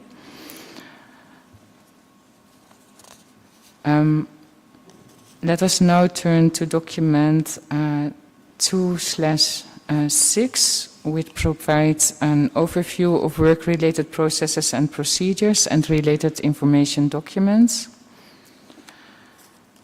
Assuming that over the week there will be more clarity on the scope and functions of the panel, as well as how it operates, including its an outline of the institutional arrangements, the working group may wish to consider to provide further guidance on its work-related processes and procedures, including on processes for determining the work program of the panel, including a prioritization mechanism, arrangements for identifying and engagement with experts to contribute to the work of the panel, and the procedures for the review and adoption of the deliverables of the panel. May I now ask the Secretariat to briefly introduce those documents? Tessa, you have the floor. Thank you, Chair. And if we can turn to the slides for the work-related processes and procedures. Working document 6 sets out some of the key considerations for work-related processes and procedures, referring to examples from other science policy interfaces. This working document is complemented by a number of information documents, which include a compendium of the text of work-related processes and procedures for several of the other science policy interfaces. These include a background document on the process for determining and executing the work program, also a background document on the arrangements for identifying and engaging with experts to contribute to the work of the panel, and on procedures for the review and adoption of reports and assessments produced by the panel. In relation to information document 10, there are 2 annexes that eventually could contain text on work-related processes and procedures. These are Annex 3 for the process for determining the work program, including prioritization, and Annex 4 on the procedures for the preparation and clearance of panel deliverables. Next slide. Therefore, some additional information documents might be useful for consideration in the connection with working document 6, including information document 9, which provides a summary and analysis of the submission received on the needs and the panel's needs and questions the panel may handle.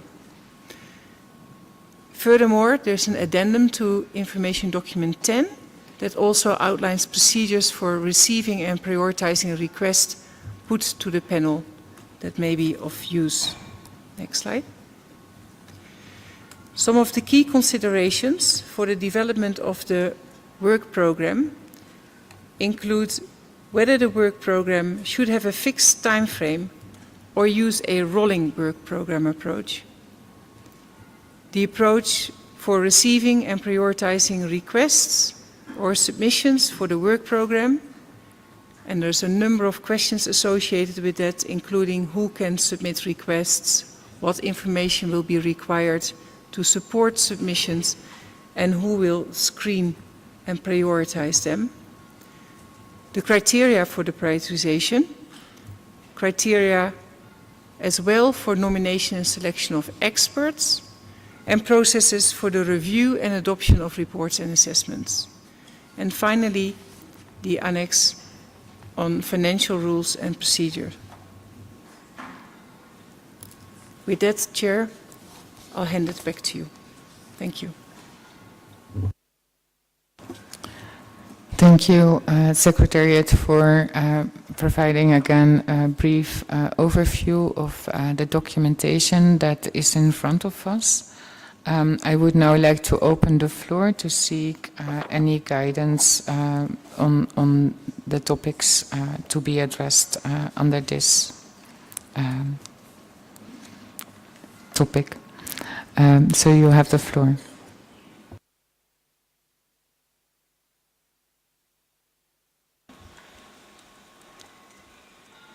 Saudi Arabia. Just a question, Madam Chair. This is regarding contact group number 3, right? Thank you. So, sorry, I nodded, but I should actually do this in the microphone. But yes, indeed. Depending on the feedback I get, I would have proposed to address this in contact group number 3. I now have the EU. You have the floor, please. Thank you, Madam Chair. With your permission, we'll make a few reflections also on the previous points on relationship with key stakeholders, where EU and member states attach great importance to involvement of all the stakeholders in the work of the panel at the appropriate levels, which will contribute to transparency in the work of the panel, to the incorporation of the best available expertise and information, and will enhance the outreach and impact on its products. In this regard, we appreciate the draft text proposals on strategic partnerships provided in the information document 10, which constitute a good basis to start discussion in establishing strategic partnerships. The panel should indeed act in line with UN and UNEP rules of procedure.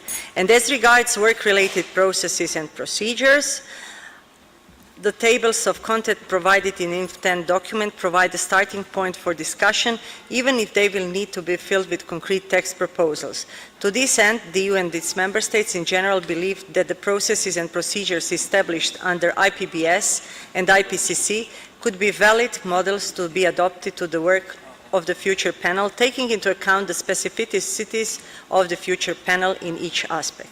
Also, the EU and the member states suggest prioritizing the development of those processes and procedures which are necessary to be developed by the open-ended working group over those which can be decided once the panel is established. In this respect, we consider that the conflict of interest protocol is a priority to be proposed by the open-ended working group. For the other procedures, the open-ended working group might develop first proposals, if time allows, which could then be further developed by the future panel itself. Thank you very much. Thank you, EU, and my understanding was that your first part of the statement in fact relates to the previous agenda item. I would allow this for now, but please be aware that I invited you to try to focus on the issues for discussion. And also thank you for providing thoughts about prioritization and how we could address several issues. Any other view on the work-related processes? If not, may I then take it that the open-ended working group agrees to establish contact group 3 to consider the work-related processes and procedures, and that they would also be able to take information 10 as a starting point for their considerations.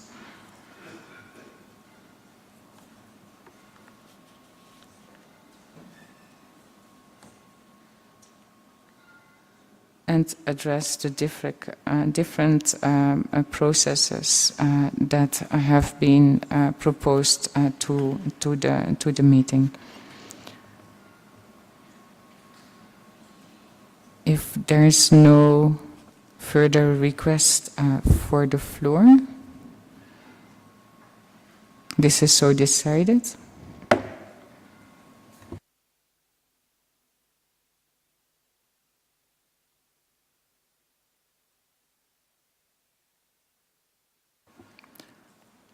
And I would suggest that the more specific mandate for the contract group is to start developing proposals on how to address the work-related processes and procedures as outlined in the document. And I would also suggest that Ms. Katarina Sepkova from Czech Republic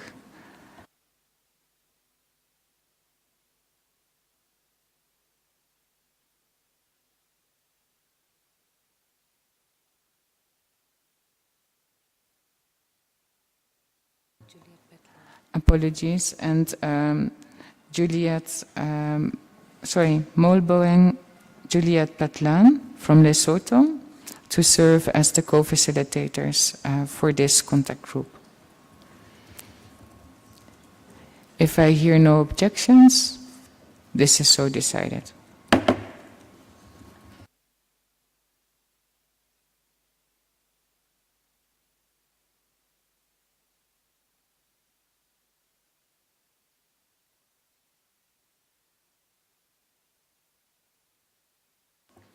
Okay, let me now turn to agenda item 5, which is options for the timetable and organization of the future work of the ad hoc open-ended working group.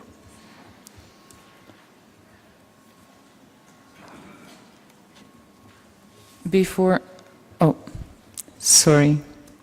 Saudi Arabia, you have the floor. Just a question, Madam Chair. Contact group number 5, is it under agenda 4 or 5? Because we haven't discussed it. Sorry, Saudi Arabia, if we would consider agenda item 5, my proposal would be that we would set out a mandate for contact group 4. So as far as we have now considered all the working documents under agenda item 4, and we had set out the mandates and the facilitators for contact groups 1, 2, and 3. And so maybe I should have said that this means that for now we have addressed agenda item 4, but of course it's not closed. We will come back to it depending on the progress that is made. But for the sake of clarity and for the purpose of being able to make progress in this plenary, I suggest we turn to agenda item 5 to possibly set out a mandate for contact group 4. That would be the idea. Thank you. So basically you have heard my tentative conclusion of this part of the meeting already. But before I open the floor for any interventions, I would like to ask the Secretary to introduce agenda item 5 and in particular document 2/7. Tessa, you have the floor. Thank you very much, Chair. The relevant document under agenda item 5 is document 7, which provides an update from the Secretariat on work undertaken in the period between the first and the second session, and budget expenditure, as well as the provisional work plan. Next slide. We would like to really appreciate all the countries that have been supporting the science policy process open-ended working group so far and contributed to the work. The slide you are seeing is an update from the information provided in document 7 as we received further support over the past few weeks. So as per the end of November, we would like to sincerely appreciate the contributions of Switzerland, the United Kingdom of Great Britain and Northern Ireland, France, Germany, Norway, the European Commission, the Netherlands, Japan, the United States, Belgium, Finland, Austria, and all countries that contribute to the UNEP Environment Fund. Next slide. Having those updates, we also are able to provide you with an overview of the budget and expenditure status, which is also an update in comparison with the information provided in document 7. And whereas it's important to note that expenditures are recorded here until the end of the 30th of October, meaning predating this particular meeting, the current funding gap for which further resources need to be mobilized is $2.597699 US. Next slide. So the ad hoc open-ended working group may wish to consider the following aspects in relation to document 7. Review the budget and expenditures of the open-ended working group. Discuss the provisional work plan in the lead-up to the open-ended working group 3. And in this context, member states may also wish to consider some of the proposals made by other contact groups during the second session of the open-ended working group, as well as consider other possible activities such as regional meetings. Member states may also wish to note that there will be a very short time frame between this second session of the open-ended working group and the third session, which is planned for June 2024. The open-ended working group also may wish to discuss and agree on the intersessional process for the preparation of proposals for the establishment of the panel, including the development of relevant resolutions or decisions, and discuss the cost estimates for the intersessional period leading up to open-ended working group 3, as well as the intersessional period between the third session of the open-ended working group and the intergovernmental meeting. And finally, the open-ended working group may wish to consider the securing of the additional funding needed to conclude the open-ended working group process within its ambitious time frame as set out in UNEA Resolution 5/8. And I hand back to you, Chair. Thank you.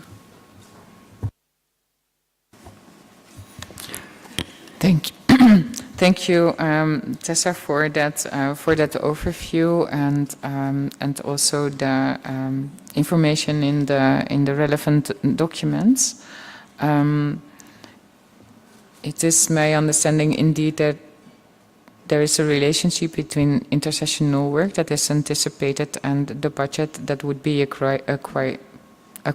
required for the open-ended working group to make their preparations. So having said that, I would like to open the floor to seek any guidance from the working group on this agenda item. So the floor is yours.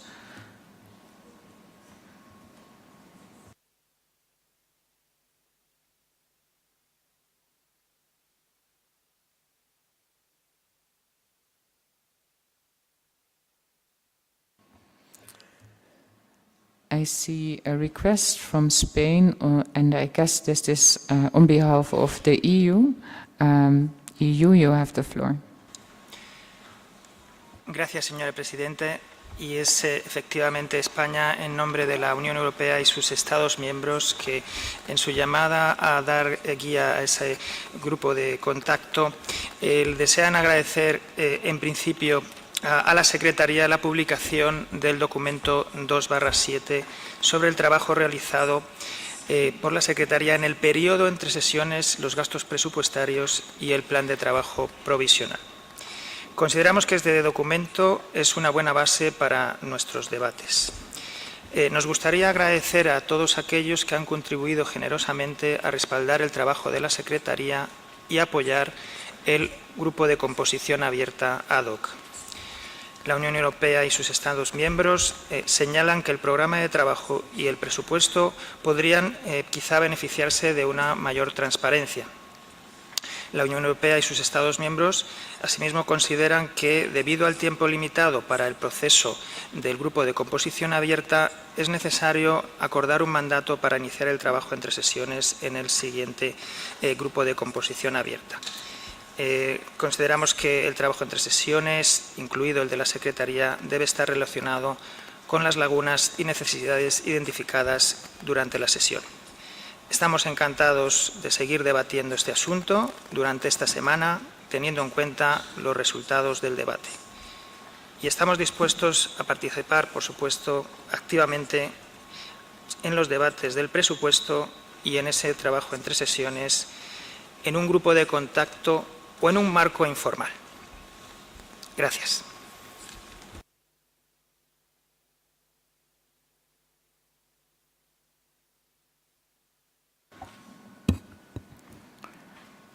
Thank you, EU, for this, for these thoughts. Any other views?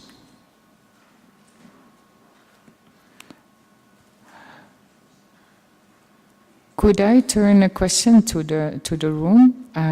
Because I think in setting out a mandate for the contact group, you may wish to consider whether you want to use this group, this room, to have a very, let's say, detailed discussion on the budget, or whether this is better to do this in a smaller, informal setting before bringing this back to the contact group, so that those who are interested to engage with the Secretariat to get a better understanding on what is behind the proposed budget lines, and maybe, as I heard from the EU, maybe a better way of, in a more transparent way, provide the budget to the group. So I just turn it to the group if it might be a better use of our time to have first this informal consultation for those interested with the Secretariat, which could then result maybe in a slightly changed presentation of the budget and clarify some of the items that are included in there, assuming that if it moves to more transparency, this is also clarified. And that could be then a basis for the discussion in the contact group once they are in a position to consider intersessional work in more detail to be done.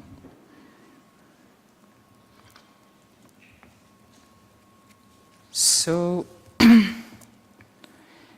if I don't hear any objection to this proposal, can I then suggest the following way forward? One is to schedule time, and we will come to the scheduling later, for interested member states and stakeholders to discuss in more detail with the Secretariat on the budget-related issues as an input to further consideration in the contact group before it comes back to the working group. And then secondly, may I take it that the open-ended working group would agree to establish the contact group number 4 to consider the budget as well as possible intersessional work towards our next session and maybe beyond, as was presented by the Secretariat.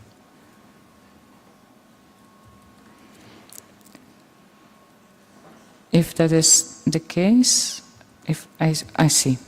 Norway.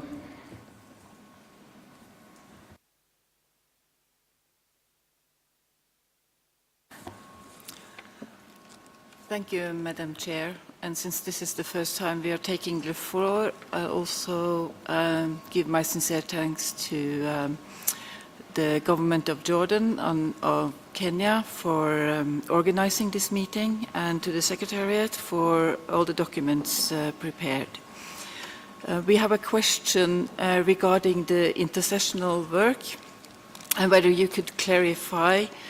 I think that was in line with the question also from Saudi Arabia about the contact group number 3 and whether intersessional work will be discussed there as well. And the reasoning for this question is also that we think that there will be a more constructive discussion in those contact groups to identify what work should be done intersessionally. Thank you.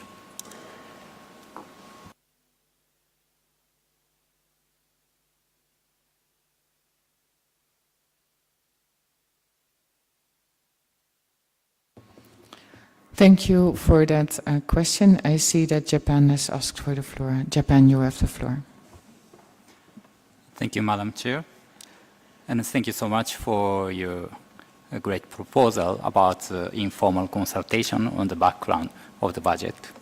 And Japan, as a donor country, would like our contribution to be used effectively for establishing the SPP. In this context, we would like to clarify some of the elements in the proposed budget plan in 2024, particularly the elements whose costs are estimated much more than the previous year. So the document shows the serious limitations of the budget. So we need to think about how we use the limited budget effectively. So that would be a very great proposal, and we would like to join the informal consultation. Thank you. Thank you for that, Japan. Any other requests for the floor?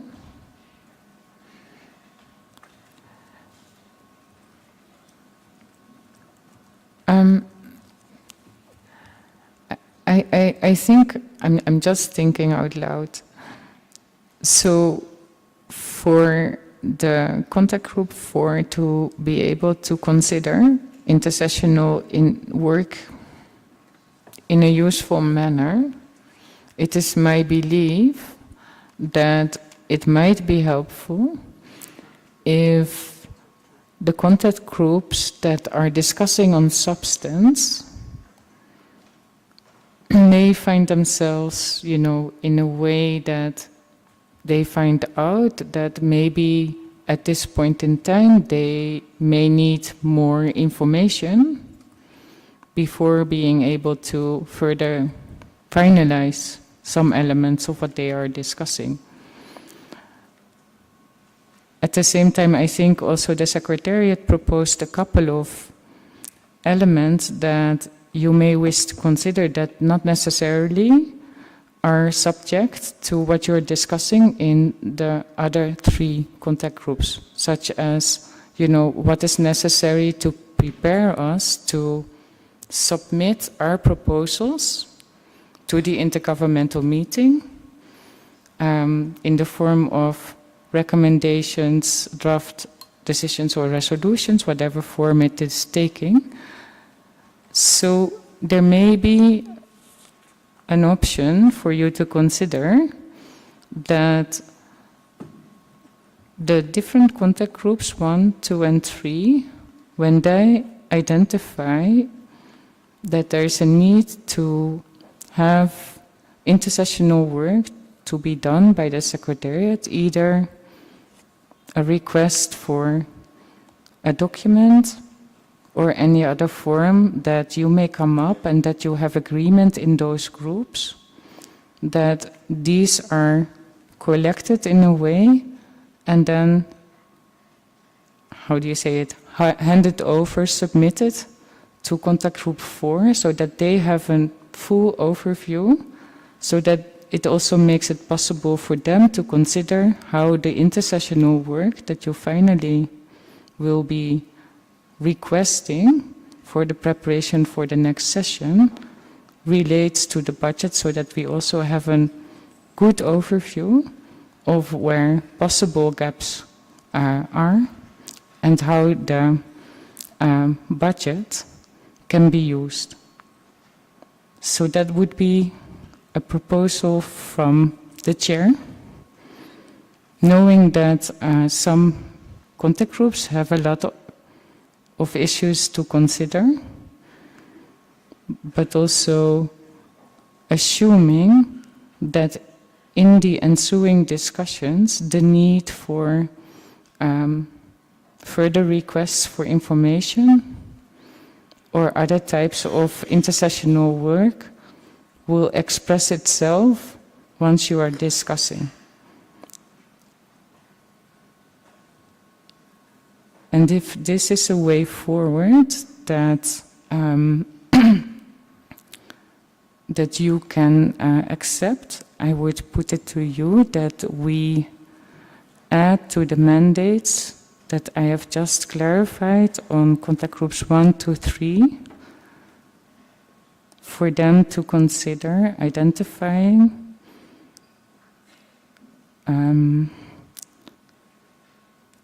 and considering possible intersessional work that they could then submit to contact group 4 that could consider this in its entirety at a later stage in our meeting. If there is no objection to this proposal, it is so this, almost. Saudi Arabia. Thank you, Madam Chair. So, could you clarify basically, are we going back and opening agenda item number 4? And also we're changing the mandate for the 3 contact groups that already decided. Could you clarify, please?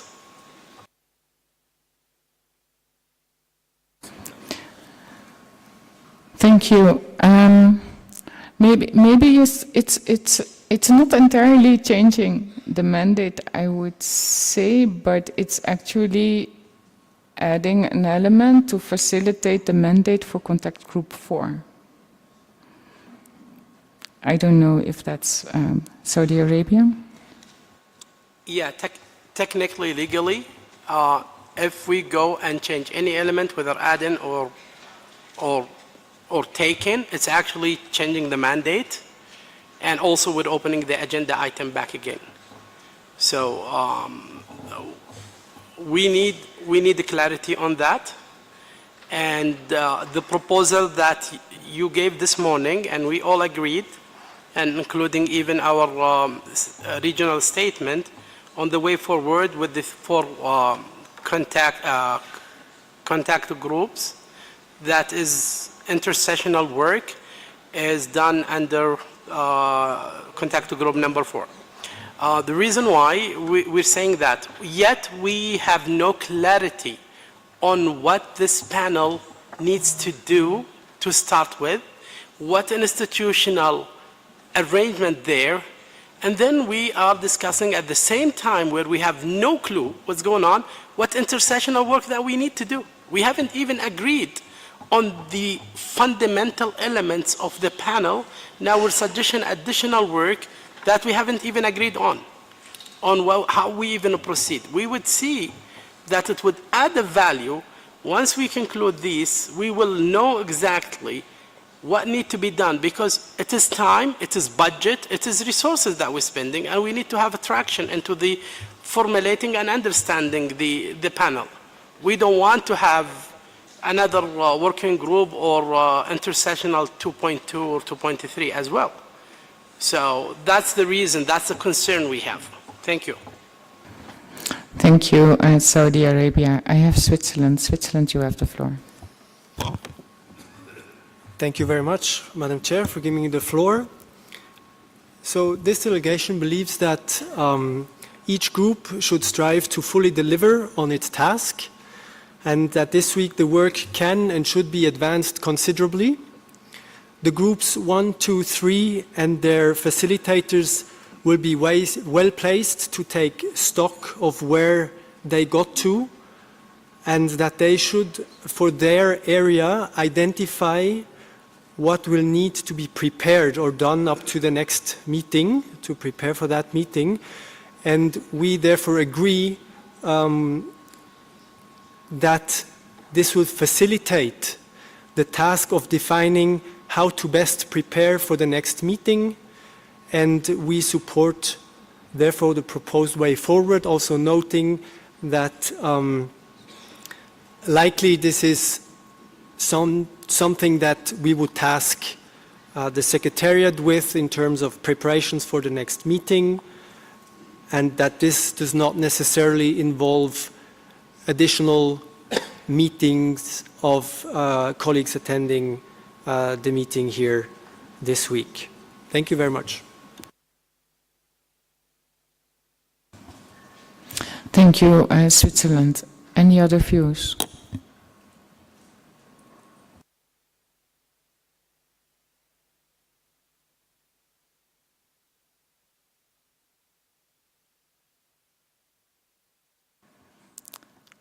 I have Antigua and Barbuda. Barbados, I don't know. Apologies, I do this wrong all the time. A and B. Thank you very much, Madam Chair. Antigua and Barbuda. Based on the discussions, I think the proposal made by Switzerland is a pragmatic one, and I think the groups individually are best placed to identify the gaps in the work and perhaps to indicate what needs to happen going forward. And then if that is somehow consolidated by the Secretariat and a stock taking done such that we may then pass this on perhaps to a contact group to further flesh out, I think it doesn't change fundamentally what we're trying to do. So I would fully support your proposal and to support the intervention made by Switzerland. Thank you. Thank you, and apologies for not getting the name of your country right in my head for quite some time now. I'll try to do my best in the continuation of the meeting. Norway.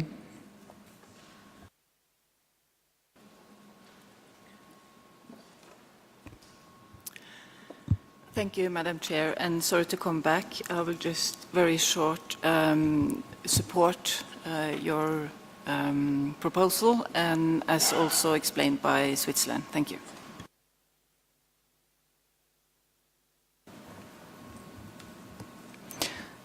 Thank you. I wonder, Saudi Arabia, with those clarification, and maybe also to add from my perspective, I know that we are in a process where we are just starting to discuss on most of the issues, and we also know that, in a way, progress in one discussion influences progress in another discussion. However, I also understand that in that road that you're going, you will find out possibly where there is information lacking that may help you when you come back in the next session, assuming you have made progress on some elements in trying to find a common view. And you may have, as our colleague from Antigua and Barbuda said, you may have identified some areas where there may be gaps and there's a need for more information that could be handed to you either in the form of further documentation or maybe in the form of webinars or other possible ways of addressing those gaps that can help you for the next meeting to be better prepared in a way to finalize or to finalize the proposals that you may want to develop on the different elements to present to the intergovernmental meeting. And maybe it might not be such a big additional task because you will kind of stumble to the need for further information.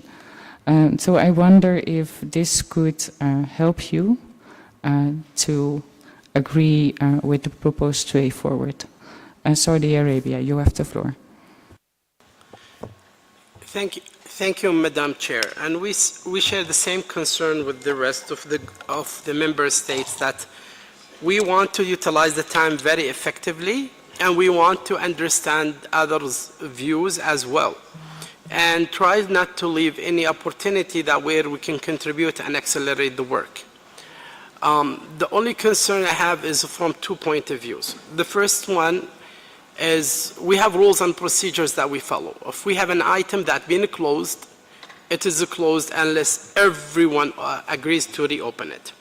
And for us as Saudi Arabia, we don't have a problem. We will have the flexibility for us to accelerate the work. We don't have a problem with that. We want the work to be accelerated, and that's why we are inquiring and trying to understand what the process. If everyone agrees, because now I think you want to open agenda item number 4, am I right? So if everyone agrees they want to open agenda number 4, we can actually have a proposal in order to expedite the work. What we like to do, we want to have the primary fundamentals addressed first, so we can move even faster. And that's basically the scope, the function, the operating principle, and institutional arrangement. And having said that, if you want, we can instead of doing contact group number 3, that's looking into process and procedure, which is, we know it's going to come way later stage, that we can actually address what intersessional work under that one as a proposal.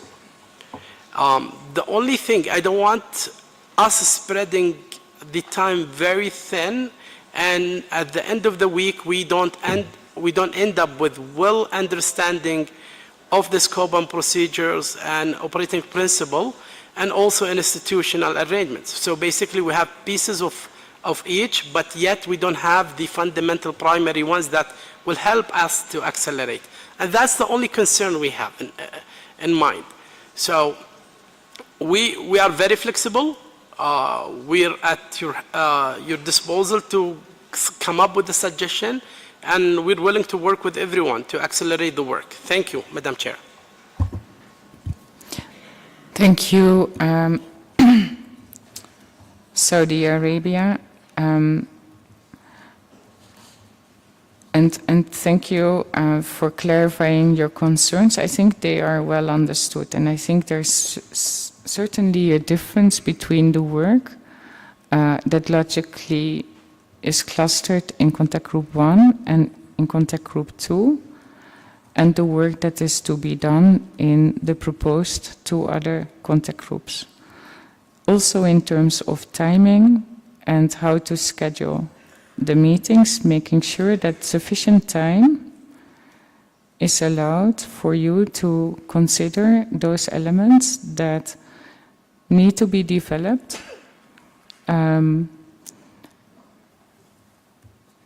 to be able to have a comprehensive overview of where you are, to finalize the proposals to establish the panel. So that that concern is clearly heard, and I think if you looked at the schedule, even though it's not perfect, I think it's also reflected in the time and the timing that was proposed, but that will be changing considering the views that we have heard today. But I think it also already highlighted that distinction by scheduling less time and also later timing for the work to be done in contact groups 4 and contact group 3.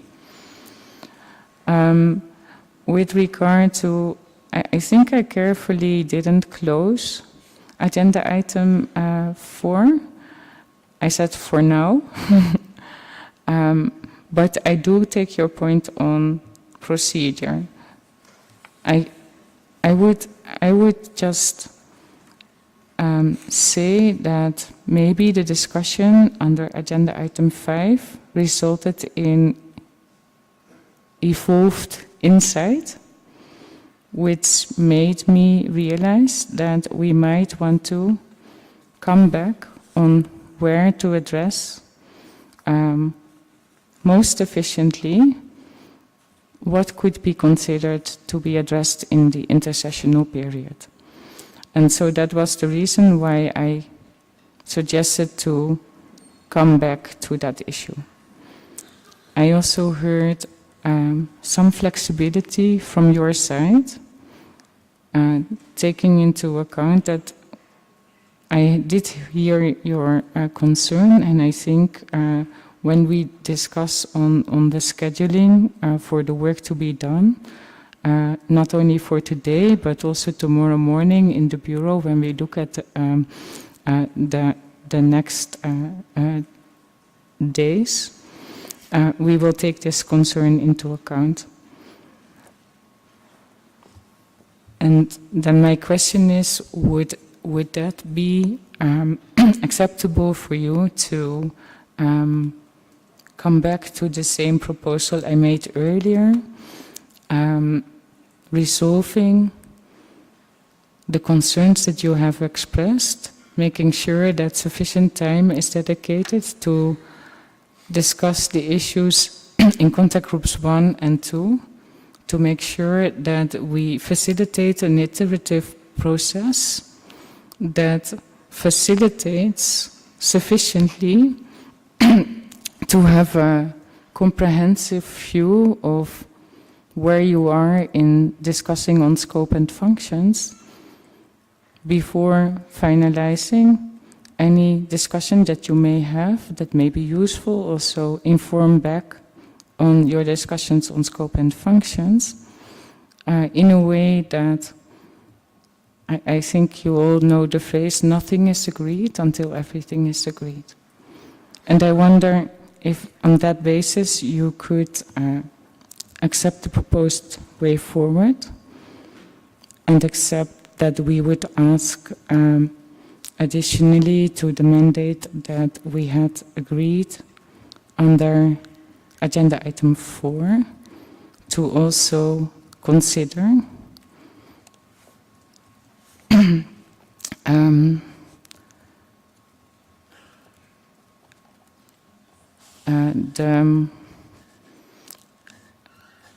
how to say that, to identify and consider intercessional work as an input to the further consideration by contact group 4.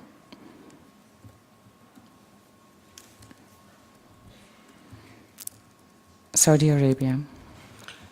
Thank you, Madam Chair, and thank you for your proposal. If I understand your proposal clearly, basically you want to add to group number 1, 2, and 3 the additional task of identifying potential intercessional work that to be reported within their reports that could be considered into contact number group 4. Am I right? And your proposal also to allocate enough time for contact group number 1 and 2 to conclude their work. Does that mean if we haven't made enough progress in 1 and 2, you will continue rolling 1 and 2 for further time before we start the 3 and 4 to allocate it to reach a substantive progress into those two groups? Or what is the suggestion exactly?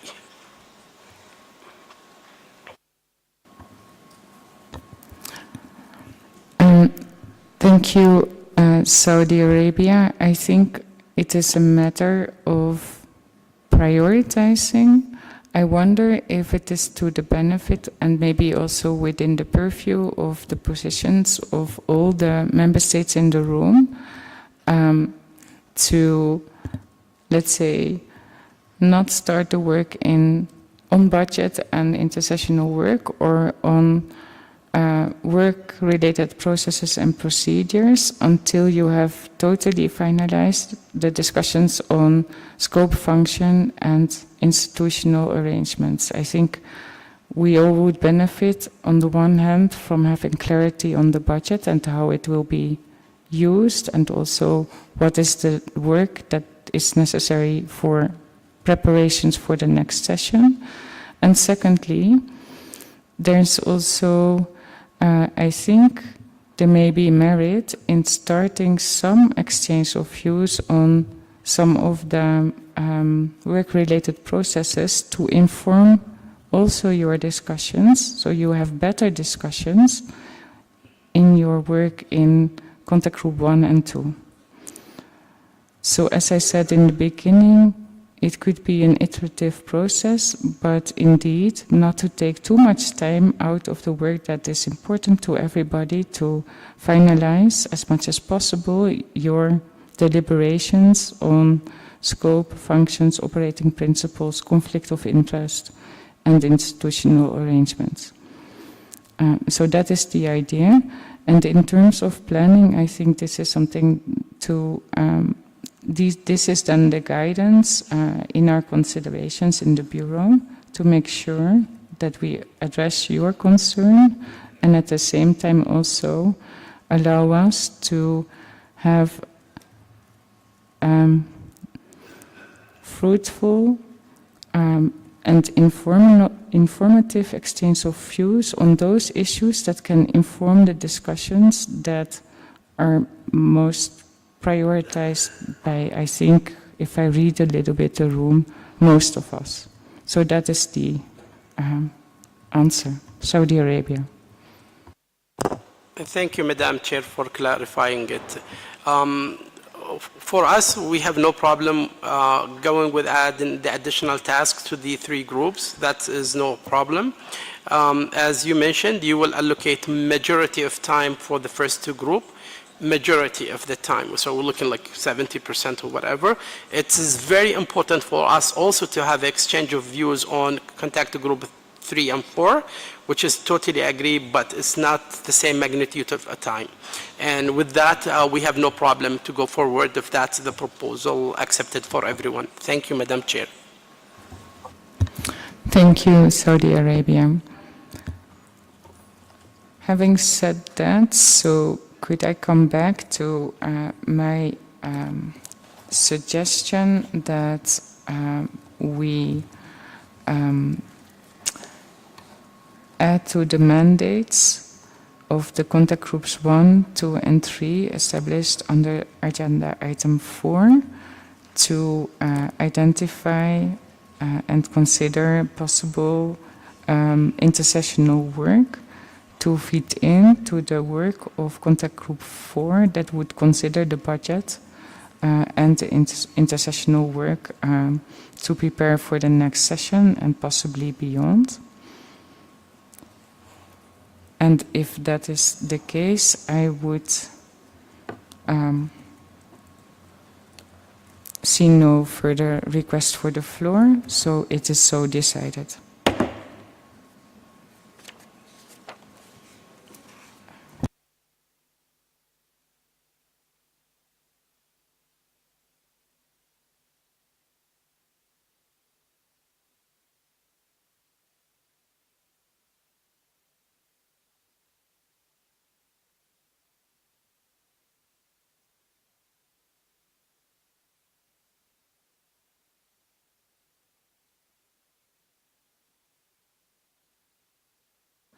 So with that, I would like to suggest that for contact group 4, Ms. Anna Berijani from Georgia and Tox Akinsey from the United Kingdom would be the co-facilitators for contact group 4. And I would furthermore suggest that the informal consultation on the budget would be facilitated with the help of Dr. Xinyu Li from China. If there's no objections, it is so decided. And then I suggest we take a few minutes for us to consider and propose the way forward. In terms of scheduling, just 1 minute.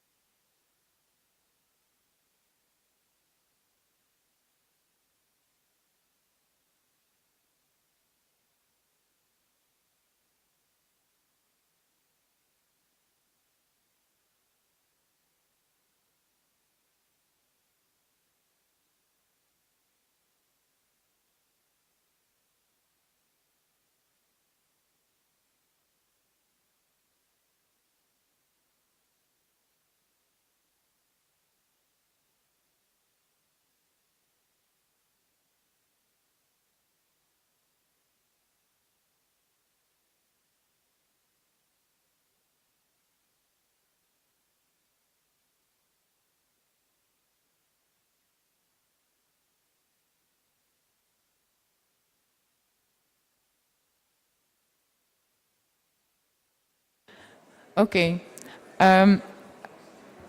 Apologies. It took a bit of puzzling looking at the time. But we do have a proposal somewhere.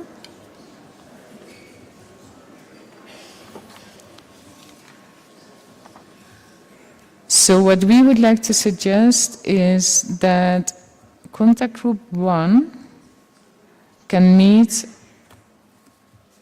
in their first discussion on operating principles at 5 o'clock to 6:30 in conference room 3. And then they will meet from 6:30 till 8, also in conference room 3, to discuss initially on conflict of interest. Then we suggest that the informal dialogue on budget with interested member states would take place at 8:15 in the Governance Affairs Boardroom in the UNEP building. Or if there is a huge group coming, they can move to conference room 9. Then Contact Group 2 would start its work considering the decision-making bodies, oversight bodies, and subsidiary bodies in a first discussion in conference room 4 from 5:30 to 8:30.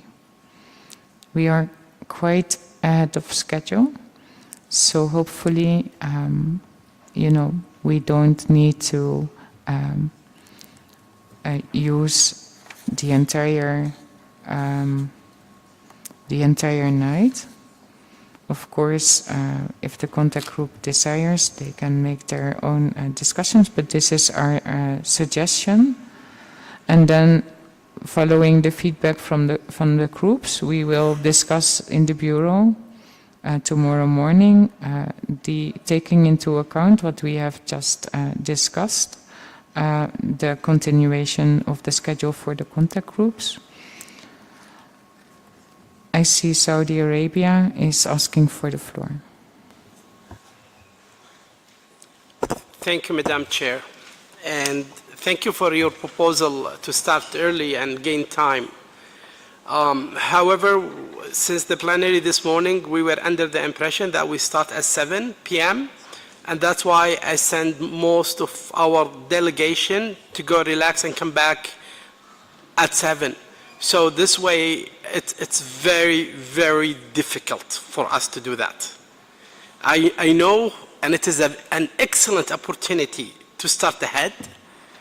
However, we already made those plans based on the decision you made. So I don't think that would be very effective for us. And I believe even maybe other delegations, they made similar arrangement where certain members they are actually joining. So I would ask for your kindness to reconsider, and then we can actually softly start as a group or discussions in the meantime. So it's very difficult for us. Thank you.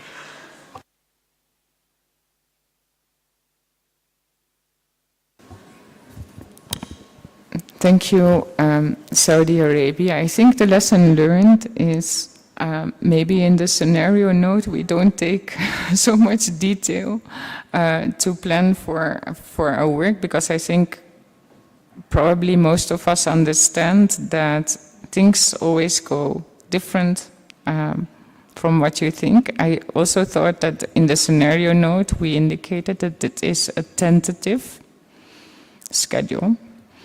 I wonder if it is possible you have half an hour to reach out to your colleagues and ask them to be here on the compound. They miss maybe 10 minutes. Saudi Arabia. Thank you, Madam Chair. Yes, you discussed some in the scenario note, but you did confirm it in the plenary this morning. to be 7 o'clock. We'll do our best. If we can actually start at 6, there might be enough time to call them to be here at 6. That would be in between 5:30 and 6. That would give us enough time. Thank you, Madam Chair.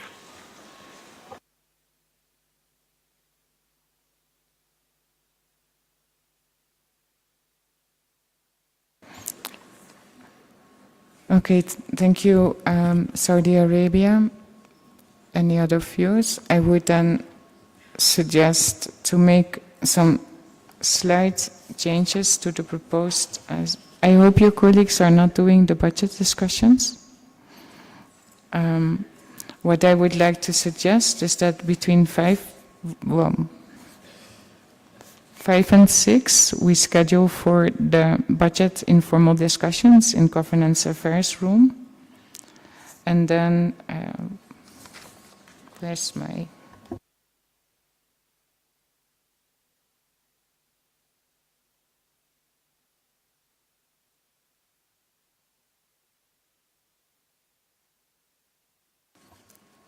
Sorry, that then the contact group 1 on operating principles would meet from 6 to 7:30 in conference room 3. They will address conflict of interest from 7:30 till 9. As I said, the informal dialogue on budget will be from 5 to 6 in the governance affairs room. And then contact group 2 would meet from 6 to 9 in conference room 4. If that is an acceptable way forward to all of you, that is so decided. And we will reflect this also on the screen so that everybody has a clear understanding of when we are meeting in which contact group on what topic. And then I would like, before I adjourn this session, I would like to remind you, as we had agreed this morning, that we would have, that we would turn back on the item on election of officers tomorrow morning. So I would urge all of you to be there at 10 o'clock in the morning. We would start at 10 sharp, and we would also, after getting the feedback from the contact groups, start immediately going back to agenda item 2. With that, I would like to adjourn the session for now, and I wish you all very fruitful discussions in the contact group. Please reach out to all your colleagues that need to be there, and so that we can be as inclusive as possible. Thank you, and see you tomorrow in plenary.